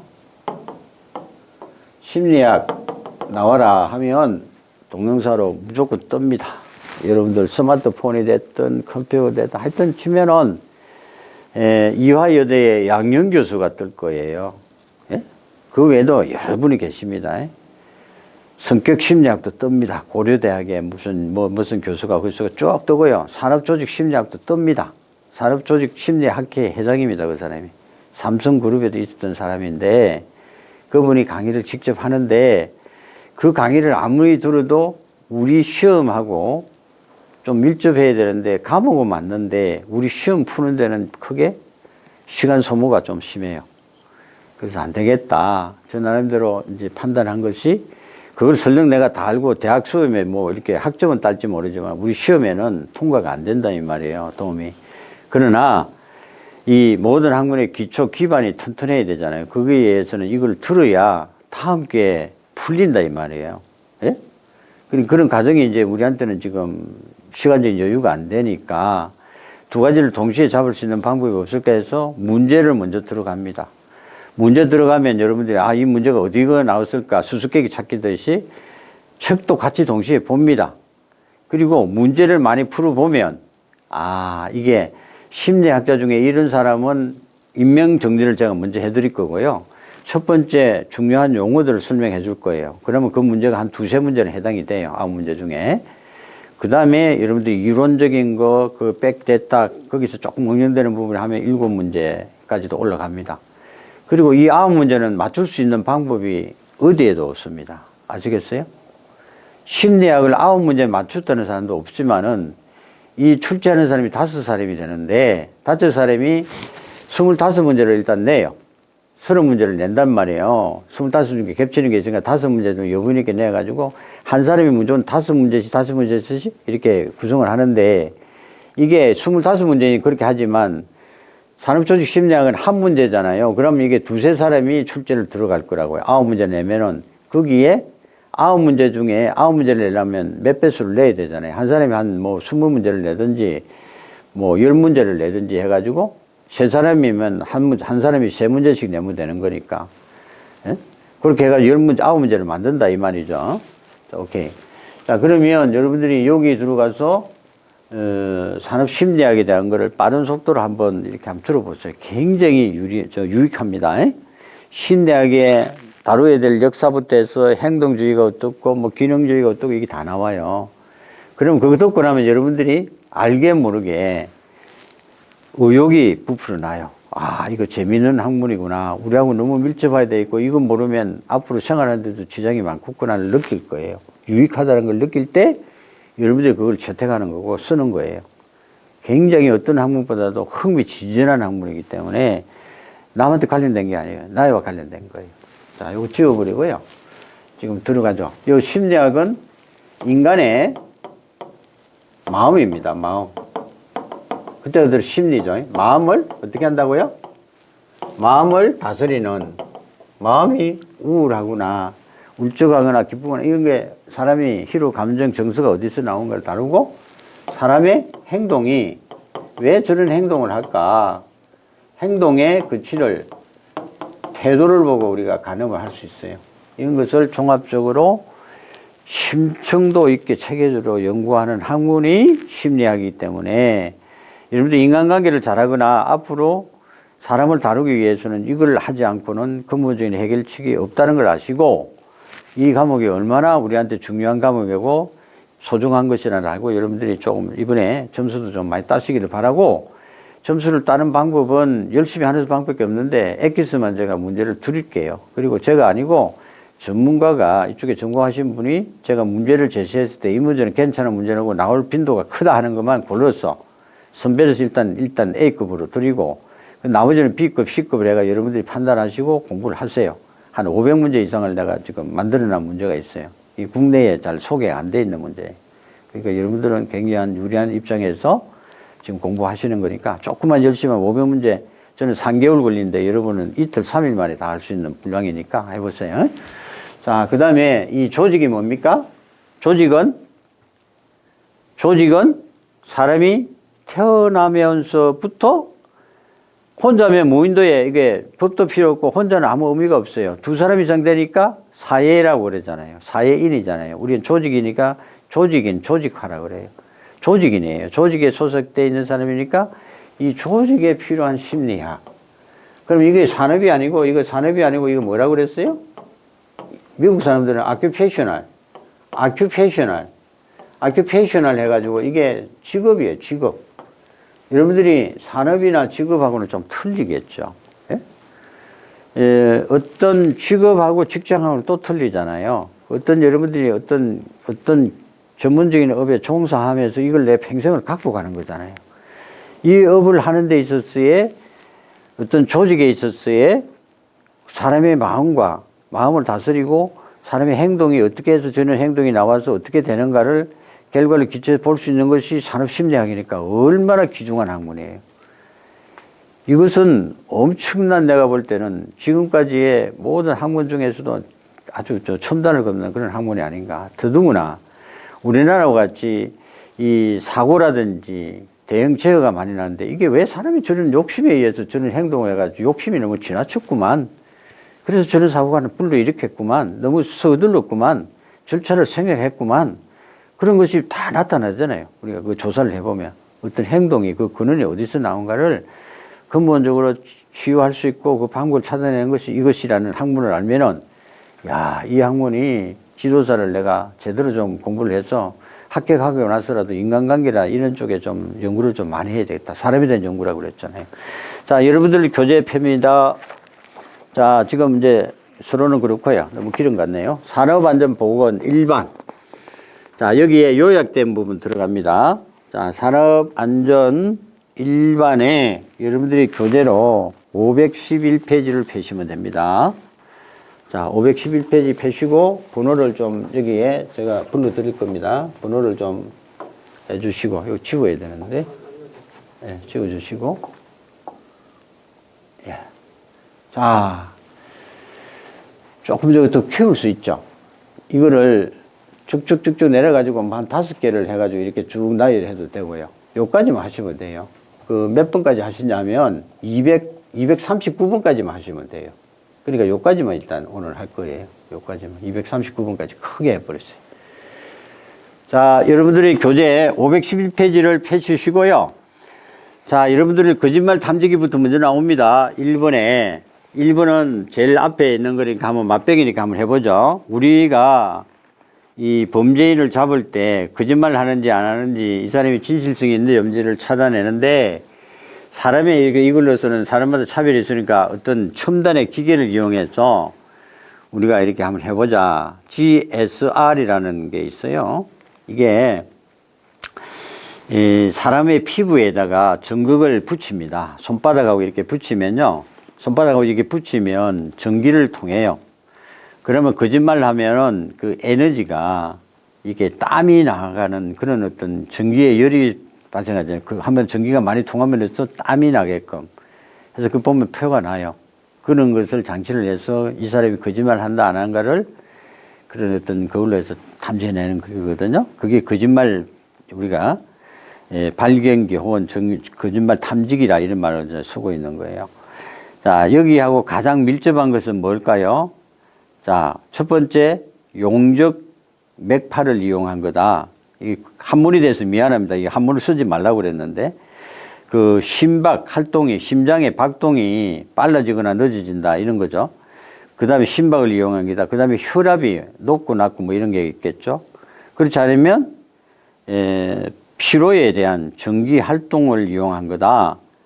그 다음에 우리가 두뇌에 뇌파를 이용한 거다. 여러분 생각에 어떤 걸 상식적으로 뭘까요? 자, 손가락으로 번호를 한번 표시해 보셨어요. 5손가락 중에 답이 있으니까. 몇 번? 자, 먼저, 5분이다. 자, 우리 정경이었습니까? 예, 5분을 지금 지적하셨고. 자, 그 다음 분은 또 없어요? 자, 나는 몇 번이다. 아, 그래요? 아, 야, 우리 여기 또, 유호식 우리 스님께서 또 하셨고. 자, 이것들 여러분들이 의사를 표시해 보세요. 자, 틀렸습니다. 자, 그 다음에 다시 한 번 더 기회 더 드리겠습니다. 몇 번일까요, 그러면? 몇 번? 자, 1분에 몇 번일 것 같아요? 이건 이제 서비스 문제인데, 본격적으로 들어가기 전에. 몇 번일까요? 자, 여러분들이 이런 문제가 나올 때는 제일 긴 거 무조건 달아라. 내가 항상 그래요. 피로, 전기 활동을 아까 전극을 해서 이렇게 활동을 하면 땀이 난다고 그랬잖아요. 그 전기가 통하는 열과 이렇게 갖고 있잖아요. 그래서 긴 거 다세요. 아시겠어요? 모르면 긴 거. 긴 게 조금 좀 이상하다. 나는 긴 거보다는 그 다음 거 찾았어요. 그렇지 않으면 완전히 반대로 짧은 게 답이에요. 이런 것을 제가 계속 지금 시험을 한 번도 빠지지 않고 다 지금 한번 이렇게 해본 거예요. 이거는 심리학적으로 통계적으로는 안 됩니다. 이걸 해보니까 이 거짓말 하는 사람이 보통 말이 많아. 빈말이 많아. 빈 깡통이 소리가 요란해. 그래서 이번에 여러분들 한계 때문에 되고 안 되고 이런 비극적인 일이 벌어질 겁니다. 그럴 때는 주저하지 마시고 제일 긴 거를 일단 다시는 거를 저는 권장합니다. 그래서 학교 가시면 그 말이 옳았다는 걸 증명이 되는 거니까. 틀리면 제가 이제 나쁜 사람이 되죠. 근데 여러분들이 요거는 그렇습니다. 자, 지금부터 여러분들이 요 제시되는 문제를 보시기 바랍니다. 16번 한번 보세요. 자, 여러분들 이거 생략하는 이유가 540문제를, 500 몇십 문제를 어떻게 풀고 앉아 있어요. 그래서 제가 이쪽에 전문가를 통해서 내가 머리를 썼죠. 시간을 절약하려면 이 문제가 이런 게 있는데 이 참 참한 문제만 좀 온선해 주실 수 있느냐니까 처음에는 난감을 짓더라고. 그것도 아니 내가 뭐 일단 보수를 주는 것도 아니고 1시간이나 2시간이니까 좀 고민을 해야 되는 거. 한번 쫙 읽어보고 문제를 만드는 데는 나는 몇 개월 걸렸지만 당신 보는 데는 5분이면 되지 않겠냐가 집어준 거예요. 자, 16번. 자, 여러분들 16번. 자, 이거 꼭 맞췄어야 돼요. 아이고. 자, 이거를 자, 16번. 자, 16번 제가 여기에 원래는 비추게끔 돼 있는데 하지 않고 여러분 책이 있기 때문에 제가 보겠습니다.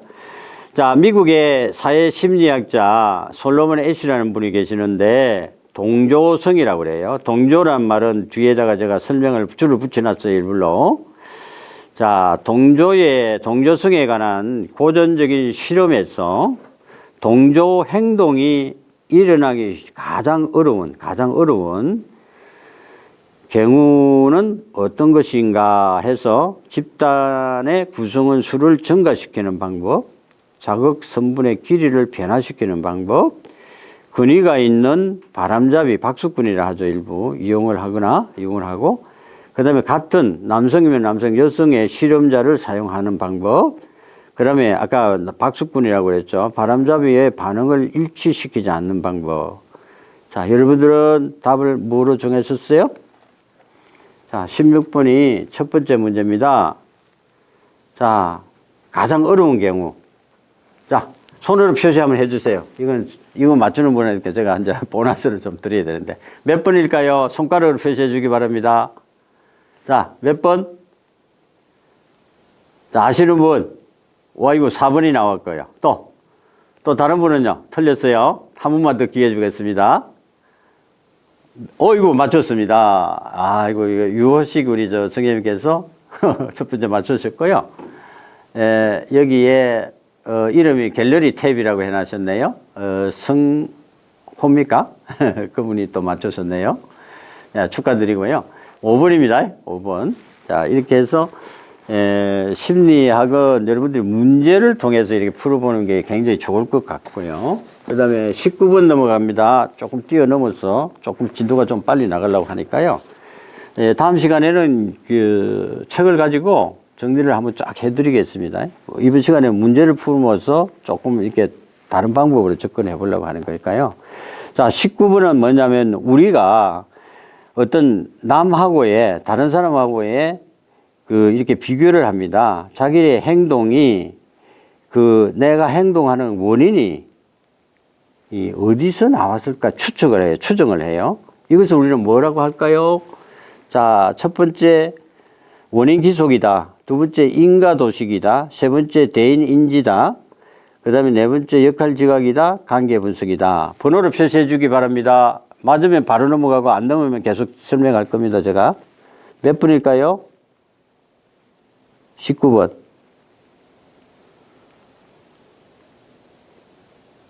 예? 자, 번호를 표시해 주세요. 손가락으로. 몇 번? 어유, 축하드립니다. 우리, 이재혁입니까? 이재 우리 선생님이 맞추셨네요. 자, 대단히 잘 맞췄습니다. 1번입니다. 원인이, 자, 내한테 있는 거를 우리는 내적 기인이라고 그러고요. 바깥에 있는 거를 외적 기인이라고 그러고요. 이 이론을 방금 하이드라는 사람이고요.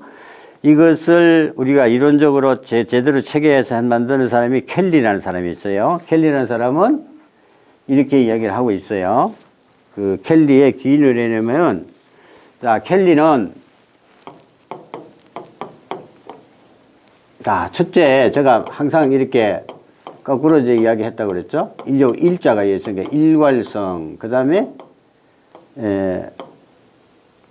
통합성이라고 그러나요?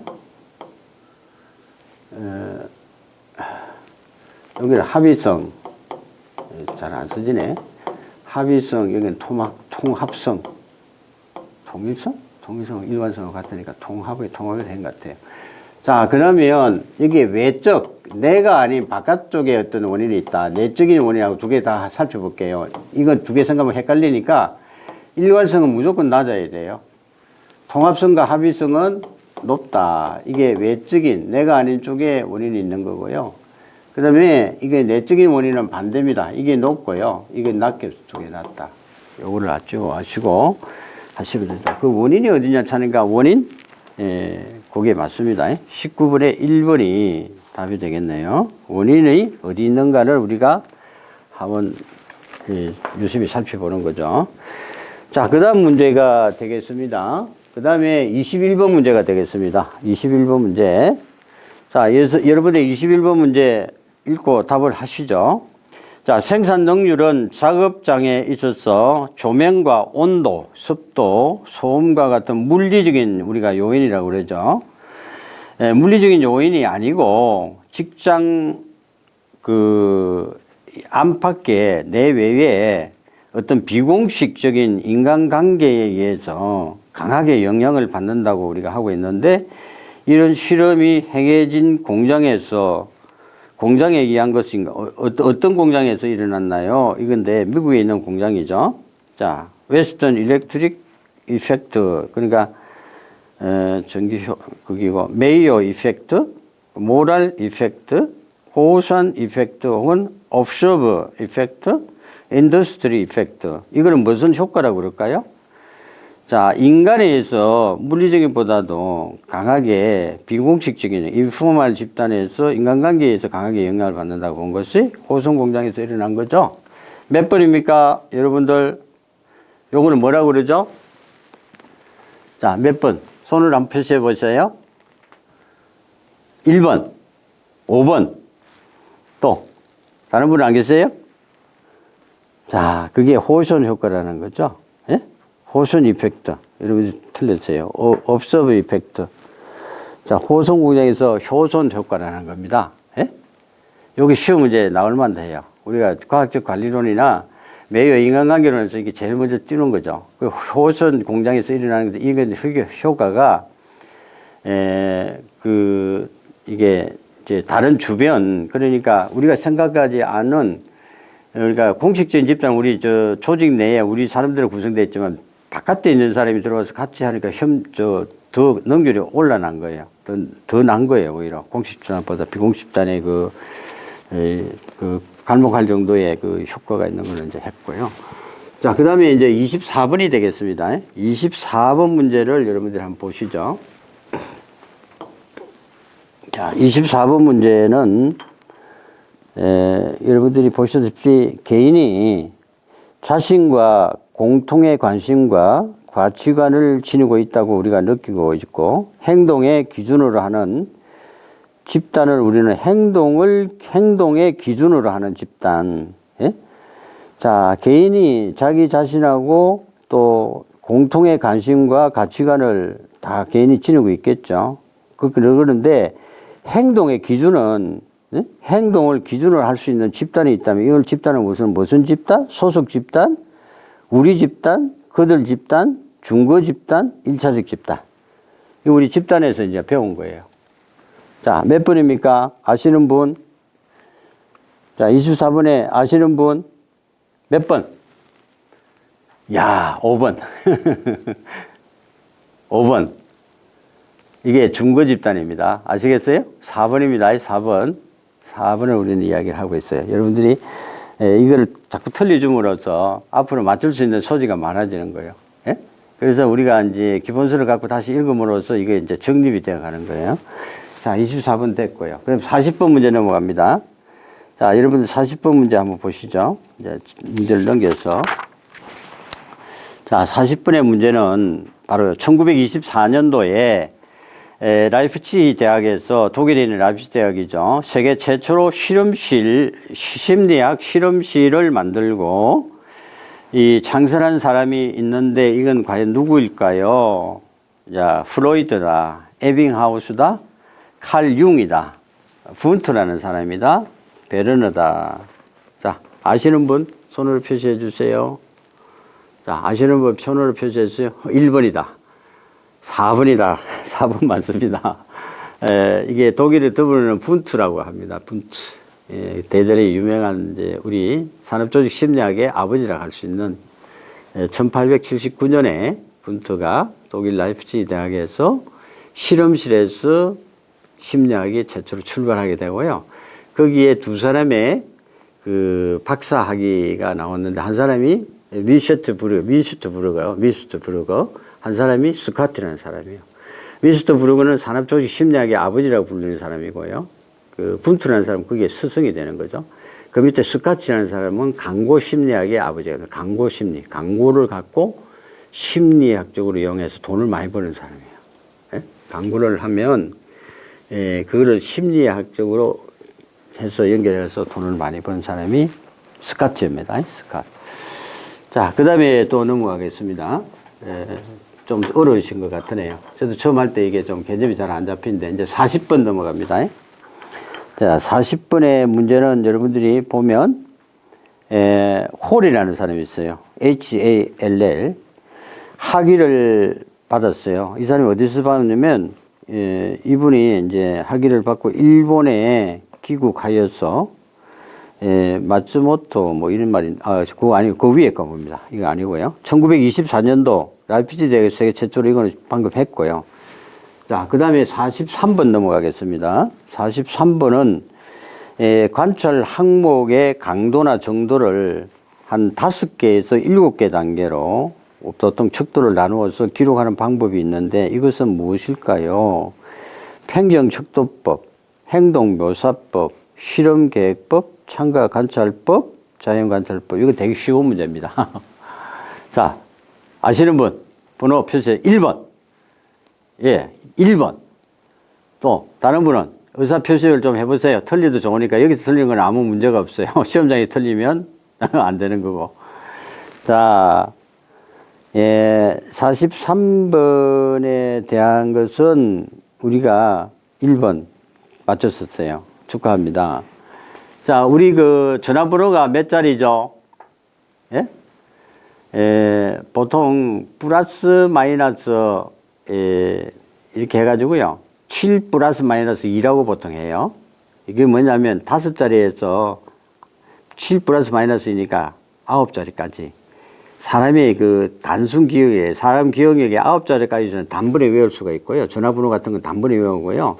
그 숫자가 넘어갈 때는 시간이 갈수록 많이 걸린다는 거죠. 예? 자, 여기서 말하는, 여기 척도법에 5대에서 이게 뭐예요? 이게 뭐 플러스 뭐예요? 5니까, 이게 5니까 방금 해서 5가 되려면 7 플러스 마이너스 2가 되죠? 그죠? 5에서 그 우리가 이렇게 되려면, 그러니까 5단계에서 9까지 단위는 우리가 단순 기억에서 이게 오래 가기 때문에 그래서 이거를 많이 이용한다는 거죠. 예? 기억에서. 거기 나중에 저 심리학에서 영어에서도 같이 나오니까 같이 한번 보셔야 되고요. 잘 맞췄을 거예요. 그 다음에 이제 문제가 45번이 되겠네요. 45번의 문제는, 여러분들 이거는 다 맞췄어야 돼요. 여러분 손가락이 5개 있어요. 5, 4, 3, 2, 1인데, 여기서 말하는 중앙값을 구하면 얼마인가요? 이거 모르는 사람 아무도 없을 텐데. 예? 4번? 또 어떤 분은? 3번. 3번. 맞습니다. 이 1, 2, 3, 4, 5 중에 중앙에 있는 건 3번이죠. 위아래로 2개씩 하면 3번이죠. 이거 모르면 큰일 납니다. 이 중앙값이라는 게 이게 틀리면 안 돼요, 이게. 이게 심리학 교수가 이런 문제를 내라고 이걸 했으니까 이걸 문제를 내는데 여기 한 5가지 종류가 있어요. 심리학에서 우리가 심리 계측이 있거든요. 그 계산하는 문제가 여러 가지인데 그 나머지는 책에도 쭉 나옵니다. 한번 예를 해볼까요? 자, 그 위에 문제 한번 볼까요? 44번 문제 봅니다. 자, 44번 문제는 33, 53, 35, 37, 49가 있어요. 5개의 관측값을 구하면 얼마일까요? 여러분들 계산해 보세요. 관측값을 구해야 했어요. 관측값. 자, 이게 관측값을 구하는 것은 제일 큰 데서 제일 적은 것을 빼면 돼요. 그러면 얼마예요? 얼마예요? 네? 대답해 보세요. 제일 큰 데서 제일 적은 걸 뽑으면 그게 관측값이에요. 예, 4번. 잘하셨네. 자, 그 다음에 또 있어요. 그거 말고 이런 문제들이 꽤 많더라고요. 그 밑에 문제 봅시다. 48번 문제. 48번 문제입니다. 4, 3, 1, 0, 2. 5개의 산술 평균값을 구하면 얼마일까요? 이거예요. 4, 3, 1, 0, 2에 산술 평균값. 이거 모르는 사람 아무도 없을 거예요. 산술 평균은 어떻게 구해요? 2번? 예, 2번이 맞는 것 같아요. 보니까.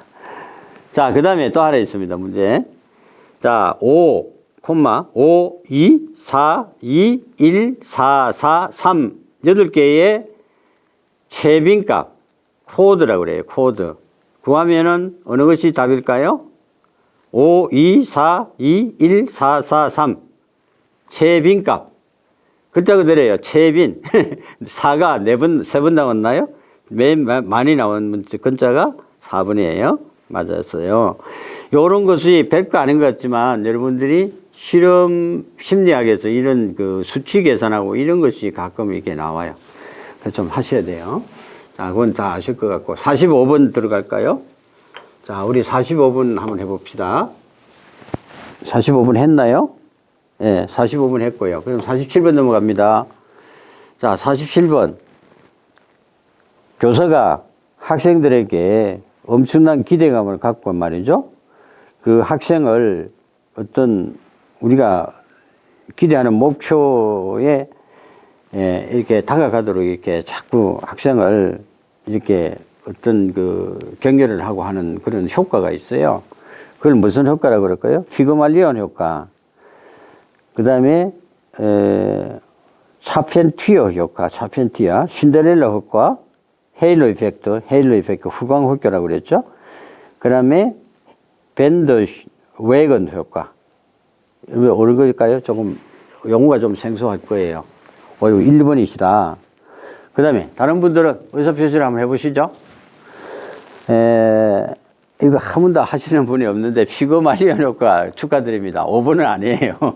5번은 이거 아주 용어가 생다는 게 핸드 웨건 효과라고 뭔가를 스마트폰에 사전에 한번 꼭 찾아보시고 이런 거 용어를 제가 설명해 주는 게 앞시 선행이 돼야 되는데 먼저 했기 때문에 나중에 이런 것도 필요하다는 걸 알게 될 거예요. 자, 피그말리온 효과는 뭘 피그말리온 효과라 할까요? 자, 피그말리온 효과를 다른 말로 하면 자성의 법칙이라 하고 이거를 자아 뭐랄까요, 자기가 간절히 원하는 부분을 자기가 이렇게 늘 소원하고 빌면은 그게 노력한다는 뜻이겠죠. 하면 그게 언젠가는 머지않아 이루어질 수 있다는 거죠. 예?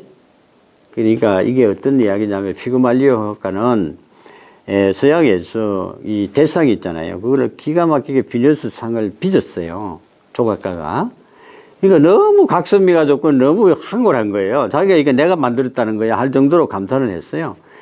근데 자기 부인도 있지만 저런 여자하고 저런 각선미가 있는 여자하고 너무 내가 빚었지만 내가 만들었잖아요.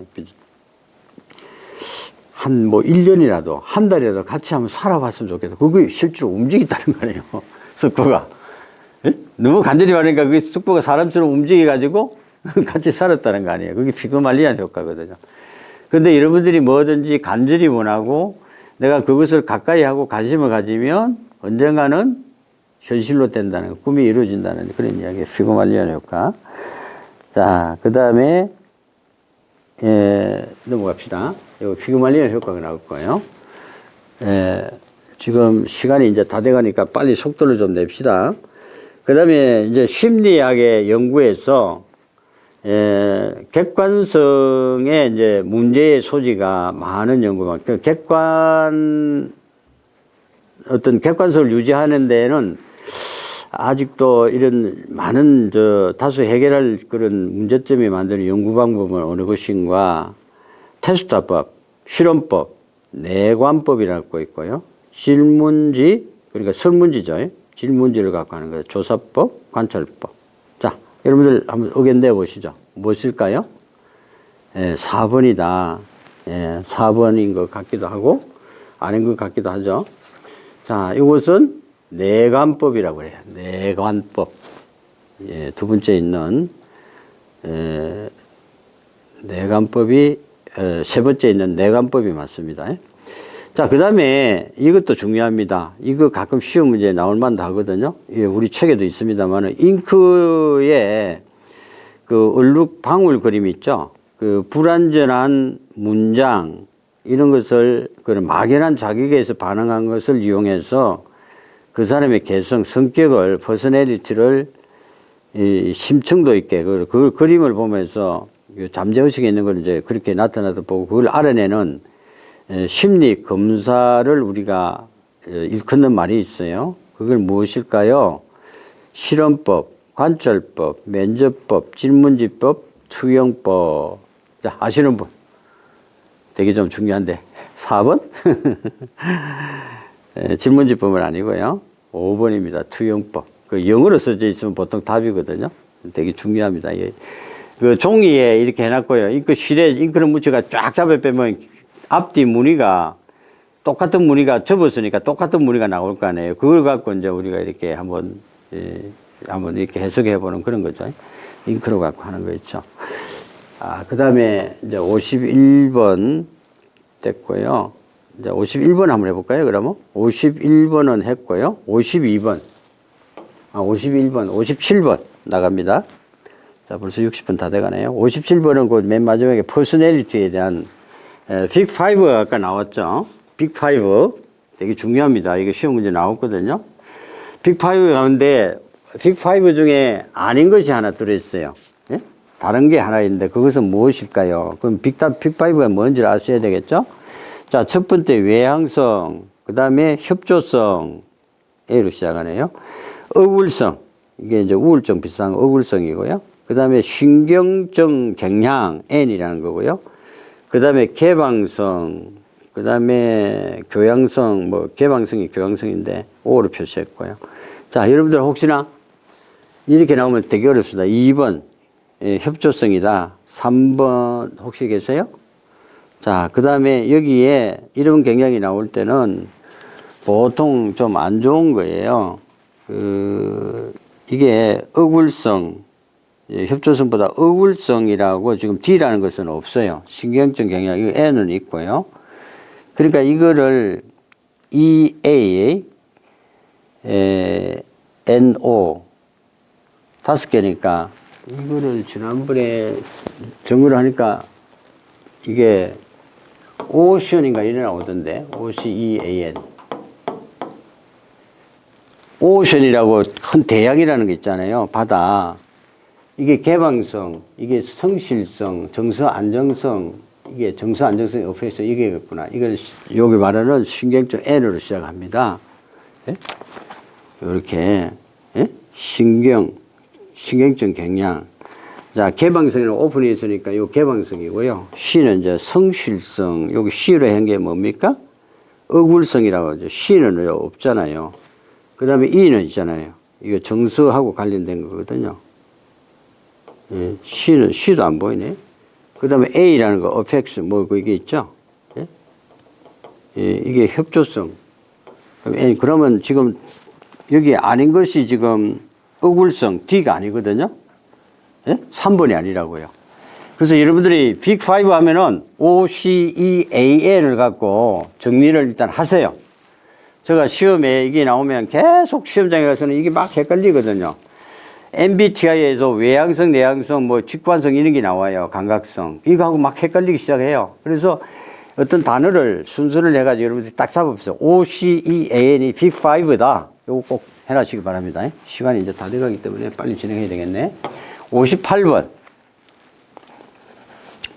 자, 58번에 대한 문제가 지금 여러분한테 제시됐습니다. 퍼스널리티에 대한 성격에 대한 것은 중요하기 때문에 유행론에서 이 설명이 틀린 것은, 자, 성격이라는 것은 전체적으로 질적으로 몇 개의 타입으로 나눌 수 있다, 나눈다. 그 다음에 성격의 개인차를 찾을 수 없다. 어떤 원리에 기초해서 전형을 설정한다. 크레츠마하고 슈프링거, 칼 융은 유행론의 입장에 속하고요. 퍼스널리티의 프로필을 수량적으로 묘사한다. 자, 58번의 문제는 여러분들이 어느 것일까요? 자, 답을 우선에 맞지 않는 것은, 자, 여기 크레츠마하고 슈프링거, 칼 융에 대한 성격에 대한 이론들이 나와 있어요. 이것도 정리해 드려야 되는데, 요거는 이제 다음 시간에 하기로 하고, 일단은 답은 맨 마지막 5번째가 성격의 프로필을 수량적으로 묘사한다. 이거는 아닌 것 같아요. 이건 좀 이상한 문항이 되어 있어가지고. 자, 그 다음에 58번 끝났고요. 그 다음에 65번으로 뜁니다. 자, 65번. 자, 65번의 문제는 여러분들이 프리드만이라는 사람하고요. 로젤만이 제청한 개념으로서 스트레스의 수준이 높으면서 관상 동맥성 질환, 그리고 심장병이죠. 과도 연관성이 아주 깊은 행동을 우리는 무엇이라 할까요? 타입 A 행동 패턴이다. 타입 B 행동, 타입 C 행동, 타입 D 행동, 타입 E. 타입 행동은 A와 B밖에 없죠. C, D 이런 거 없습니다. 그러면 A, B 중에 여러분들이 C, D, E가 있는 모양이 다른데 이거는 억지로 만드는 거고 이런 타입은 없어요. 그러면 여러분들이 A, B 중에 이게 A형은 성이 되게 급해서 잠시도 가만히 안 있어요. 그냥 자꾸 꼼철거리면서 뭐 하고 이렇게 뭐 바깥에 나가서 책도 안 보면서 책도 가지고 다니면서 막 이렇게 부산을 뜨는 사람이고 B는 느긋한 거예요. 응? 뭐 지구 멸망이 오더라도 나는 느긋하게 내 타입들은 느긋한 생활을 하는 거예요. 예? 자, 그러면 거기에 어디에 해당되겠어요? 이 타입은? 자, 스스로 수준이 높고 관상동맥 이렇게 심장질 질병의 연관성이 같은 되게 부단하게 열심히 사는 사람들 바쁘게 사는 사람이죠. 그러면 A 타입이죠. 그죠? 맞죠? 여러분들은 A 타입입니까? B 타입입니까? 아, 그럼 C 타입입니까? D 타입입니까? E 타입입니까? 여러분 AB 타입도 아니다. 중간에 하면 C 타입이 되고 D 타입도 되겠죠. 이걸 만들기 달렸는데 하여튼 여기서 말하는 건 A 타입. 예? 타입 A와 B밖에 없다는 거. 그렇게 이제 하시고 그 다음에 75번 넘어갑니다. 자, 75번 문제는 여러분들이 한번 보시죠. 또 넘기셔가지고 조금 어렵습니다. 자, 리더십에 대한 문제가 나오네요. 이제 리더십의 P라는 것은 퍼포먼스고 M은 메인터넌스예요. 예? 자, 성과와 유지라는 그런 이론이 되겠죠. 이론에 있어서 P의 기능을 뭐라 그래요? 퍼포먼스고 M은 메인터넌스가 유지 기능이니까 설명이 옳은 것을 골라라. 여러분들 골라보세요. 자, 오사카 대학의 미수미라는 교수가 1985년도에 이것을 제안한 PM 이론이에요. 성과 지향적이냐, 유지 지향적이냐를 두 가지를 가지고 리더십의 효과성을 설명하고 있어요. P는 목표 달성을 위해서 리더가 사용하는 지시나 통제 행동이고요. M은 목표 달성 과정에서 리더가 보이는 구성원들에 대한 관계 지향적 태도와 행동을 말하는 것입니다. 그럼 답이 나왔죠? 몇 번? 자, 여러분들 표시해 보세요. 방금 제가 읽어 드렸잖아요. 그러면 자, P는 것은 목표 달성에 위한 기능이고 M이라는 전 집단을 유지하기 위한 기능이죠. P와 M의 이제 그기니까. 그 다음에 자, 나머지 한 두 문제도 하고 마치죠. 시간이 다 되기 때문에 75번. 자, 75번 문제 빨리 한번 보시죠. 자, 75번 문제는 됐고요. 그 다음에 79번 문제 넘어갑니다. 자, 79번 문제는 그 다음 페이지네요. 자, 설득에 있어서의 우리가 이걸 이제 뭐라 해야 되나요? 이게 부메랑이라는 효과 여러분 들어보셨어요? 79에. 부메랑 효과는 뭐냐면 부메랑 효과 처음 들어보실 거예요. 자, 호주의 원주민인 뭐가 있어요? 아보리진이라는 이런 사냥꾼이 만약 사냥이나 전쟁 때 일단 도구를 사는데 이게 그 도구가 부메랑이라는 도구라고 그래요. 예? 거기에서 유래를 했는데 우리 사회심리학자인 웨슬리 슐츠라는 사람이 전력의 어떤 소비량을 측정을 우리가 해봤어요. 이거를 해보니까 이 부메랑 효과니 뭐 실제 생활에 만나는 부메랑 효과니 뭐 이렇게 실제 생활에서 만나는 부메랑 효과니 이런 말을 자꾸 해요. 그리고 이것은 다시 말해서 행위자의 의도에서 벗어나서 굉장히 불리한 결과로 되돌아오는 것을 우리는 말하는데 이게 아보리젠이라는 사람은 유럽인들이 이주하기 전에 오스트레일리아에서 거주했던 원주민을 가리키는데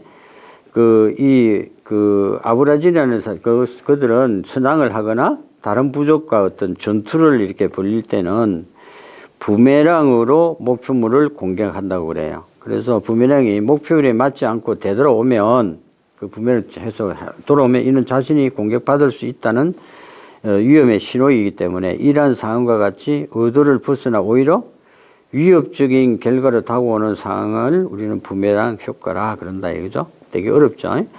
설득적 커뮤니케이션에서 부메랑 효과는 무엇인가? 그럼 79번 여러분 답을 한번 해보시죠. 몇 번이죠? 79번에 부메랑 효과는 몇 번? 손가락을 한번 표시해 보시죠. 어이구, 정확하게 맞추셨네요. 축하합니다. 우리 유허식 우리 선생님께서, 우리 팀장님께서 맞추셨네요. 감사합니다. 자, 한 개만 더 하죠. 이렇게 우리가 심리학을 모르는 것 같지만 실제로 해보면 일단 이런 걸 한 번이라도 접해보면 맞출 수 있는 소지가 굉장히 확률이 높습니다. 이걸 처음에 공부를 안 하고 어렵다고 해서 안 해버리면 영원히 멀어지는 거고요. 이게 내하고 굉장히 밀접성이 있다 할 때는 이게 굉장히 다가옵니다. 예? 이렇게 뭐랄까 이렇게 확 끄는 그런 매력적인 게 있다는 거죠. 80번 한 문제 한번 풀고 여기까지 하죠. 자, 헬로 이펙트 나왔죠. 후광 효과라는 거 들었었죠. 예? 현혹 효과 혹은 후광 효과라고 했죠. 헬로 이펙트. 자, 배경 효과의 설명으로 헬로 이펙트의 배경에 되는 효과의 설명으로 맞는 것은 자, 여러분들이 한번 읽어보시고 자, 이 사람은 좋은 사람이라고 생각하면 다른 면에서도 높은 평가 왜곡으로 인식되는 것. 완고한 사람이 성을 내듯이 어떤 특성을 지닌 사람도 별도 특성을 지닌다고 판단하는 것이다. 바람직한 특성은 좋은 것으로 바람직하지 않은 특성은 나쁘다고 관대하게 평가하는 것이다. 자신이 갖고 있는 특성을 무의식적으로 상대가 갖고 있는 특성으로 간주하는 것. 보다 미숙한 반응 가진 발달 수준으로 보통의 낮은 요구 수준으로 간주해버리는 것. 답이 나왔네요. 몇 번? 자, 마지막으로 요걸 한번 맞춰보시고. 1번. 야, 1번. 1번이 나왔어요. 야, 1번.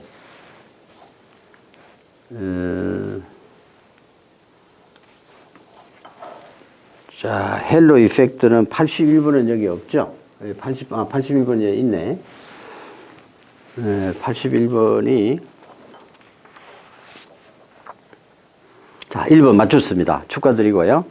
여기까지 하고 80번과 81번 이렇게 해서 요 번호는 여러분들한테 이게 나갈 겁니다. 이거를 525문제까지 있는데 요거는 주상용 박사가 여러분들에게 원래 동영상으로 강의를 좀 해주기로 약속을 했는데 몸이 안 좋으셔가지고 건강상 문제로 이분을 좀 그렇다 그러면서 내가 이제 울산 내려가서 이 동영상을 좀 찍으면 어떻겠습니까 해서 그것도 좀 곤란하다. 그 의사의 의견에 의하면 그런 건 활동도 좀 삼가하라 그러더라. 건강을 위해서. 교회에 또 봉사하는 것도 있고 해서 시간이 별로 없던 것 같아요. 그래서 제가 간접적으로 직접 좀 부탁드리려고 했는데 저보다 훌륭하니까. 그래서 간접적으로 제가 그럼 문제라도 좀 뽑아주시면 내가 이번에는 이렇게 하고 다음에 한번 기회를 주십시오 하고. 이 문제가 제가 이제 만드는 문제가 대부분이고요. 좀 피를 토하는 그런 노력에 의해서 산물이 이렇게 돼서 이 세계에서 최초라면 최초고요. 객관식 문제로 이렇게 탄생이 된 겁니다. 그래서 여러분들한테 선을 보이는 거고요. 문제가 좀 보면 좀 많은 사람들이 그것을 갖고 내가 객관식 문제를 만든다는 게 그렇게 쉽지는 않습니다만은 다 만들어서 해설까지 제가 일부러 또 해서 이렇게 만들어 봤습니다. 그런데 여러분들이 이거를 해답이 다 있습니다. 250분까지는 해답은 지금 바로 나가는 거고요. 해설까지 이제 붙여서 나가야 됩니다만은 그리고 나머지는 해답이 다 바로 있기 때문에 여러분들이 한번 몰라도 그냥 한번 읽어보세요. 읽어보시고 책을 읽으시면 물론 순서가 바뀌었지만 책이 이해가 되실 거예요. 아, 이렇게 문제가 만들어지는 구간을 아십니다. 자, 이제 질문 받겠습니다. 제가 질문을 안 받아가지고 자꾸 이제 이렇게 원석을 사는데, 자, 질문하실 분은 질문하세요. 제가 질문 받고 마치도록 하겠습니다. 자, 어떤 질문들이 좋습니다. 자, 질문하실 분은 의사 표시해주고 크게 좀 이야기해 주세요. 또 질문하라는 또 안 하는 사람들이 많아요. 안 하면 또 질문 안 한다고 그러고 또 시간 안 준다고 그러고.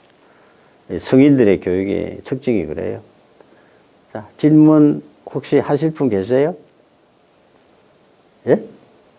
질문하실 분. 또 지금 하는 과정에 어려움이 있다든지, 이거 어떻게 해소하면 좋은 방법이 얻는다든지, 지금 진행하는 부분에서, 제가 합격시킨 사람이 가장 똑똑한 사람을 세워서 어떻게 하면 합격하는지, 다시 공부한다면 어떻게 하는 방법이 좋은지 이런 것까지도 건의를 하세요. 그러면 제가 한 사람을 동원을 시키겠습니다. 자, 혹시 질문 없어요? 없으면 마칩니다. 예, 질문하세요. 예, 질문하시고요. 예? 질문 있는 거예요? 없는 거예요? 자, 보세요. 없어요? 공부를 너무 많이 하셔서 질문할 게 없어요? 그럼 제가 질문 다시 거꾸로 제가 질문해 볼까요? 예?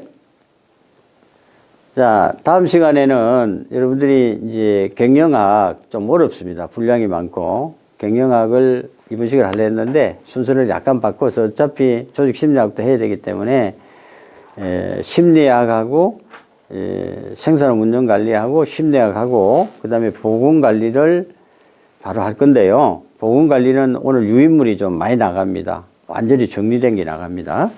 그리고 산업안전 일반도 정리된 게 다 나갑니다. 노트 정리된 게. 그 두권 책에 정리된 게 나가니까 그걸 여러분들이 보고 이렇게 외울 부분을 외우고 이해하시면 될 것 같아요. 그러면 시간이 얼마 안 걸릴 것 같고요. 요 다음 이후부터는 제가 계속 그 문제를 어디에도 없는 문제를 제가 그 원서를 나눴거나 책을 보고 문제를 계속해서 양산할 테니까 답이 좀 이상한 게 있을 거예요. 오늘도 법도 뭐 한 두세 문제가 좀 이건 아니다. 답이 틀렸다는데 그게 바로 공부입니다. 왜 어디 틀렸는지 여러분 나름대로 한번 찾아서 그 틀린 부분을 찾는 것이 공부니까요. 예? 그리고 사람은 아까 휴먼 에러라고 그랬잖아요. 사람은 언제든지 에러를 범하게 돼 있고 그걸 보고 하는데도 틀려요. 예? 보고 하는데도 깜빡해요. 그게 휴먼 에러의 이제 우리가 특징이니까 그렇게 하시고 완벽한 강의는 없고요. 여러분들 같이 만들어가는 그런 강의니까 같이 동참해 주시고 가급적이면 여러분들한테 이렇게 의사표시를 해달라면 빨리 하세요. 예? 하시는 분은 계속 하시는데 안 하시는 분은 그냥 그대로예요. 이게 이제 몰라서 안 하는 건지 알면서도 아이고 빨리 진행하고 말아라 빨리 끝내라 이런 뜻인지 모르지만 그렇게 하시고 제가 한 번 더 이렇게 같이 참여하고 같이 만들어 가기를 원합니다. 자, 다음 주 멀지 않았습니다. 금방 또 다음 주고요. 시험은 내일입니다. 내일. 예? 내일이 언젠가 시험이에요. 그러면 열심히 하셔가지고 소기의 성과를 거두시기 바라고 공부라는 것은 반드시 보상이 따르는 거예요. 예? 공부를 제대로 하고 하면 그 보상은 다른 보상하고 틀려서 확실히 받는 거예요. 그래서 확실히 보상을 받도록 여러분들이 좀 더 신경 써 주시길 바랍니다. 다음 시간에 뵙겠습니다. 감사합니다.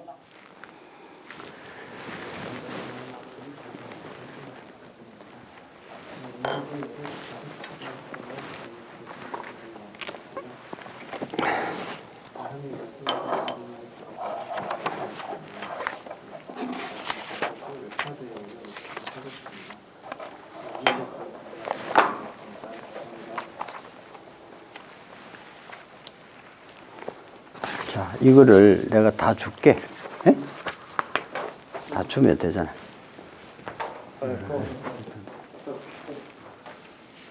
이게 또 메일도 들어가고 원서가 원본이 들어가는 게 중요하니까.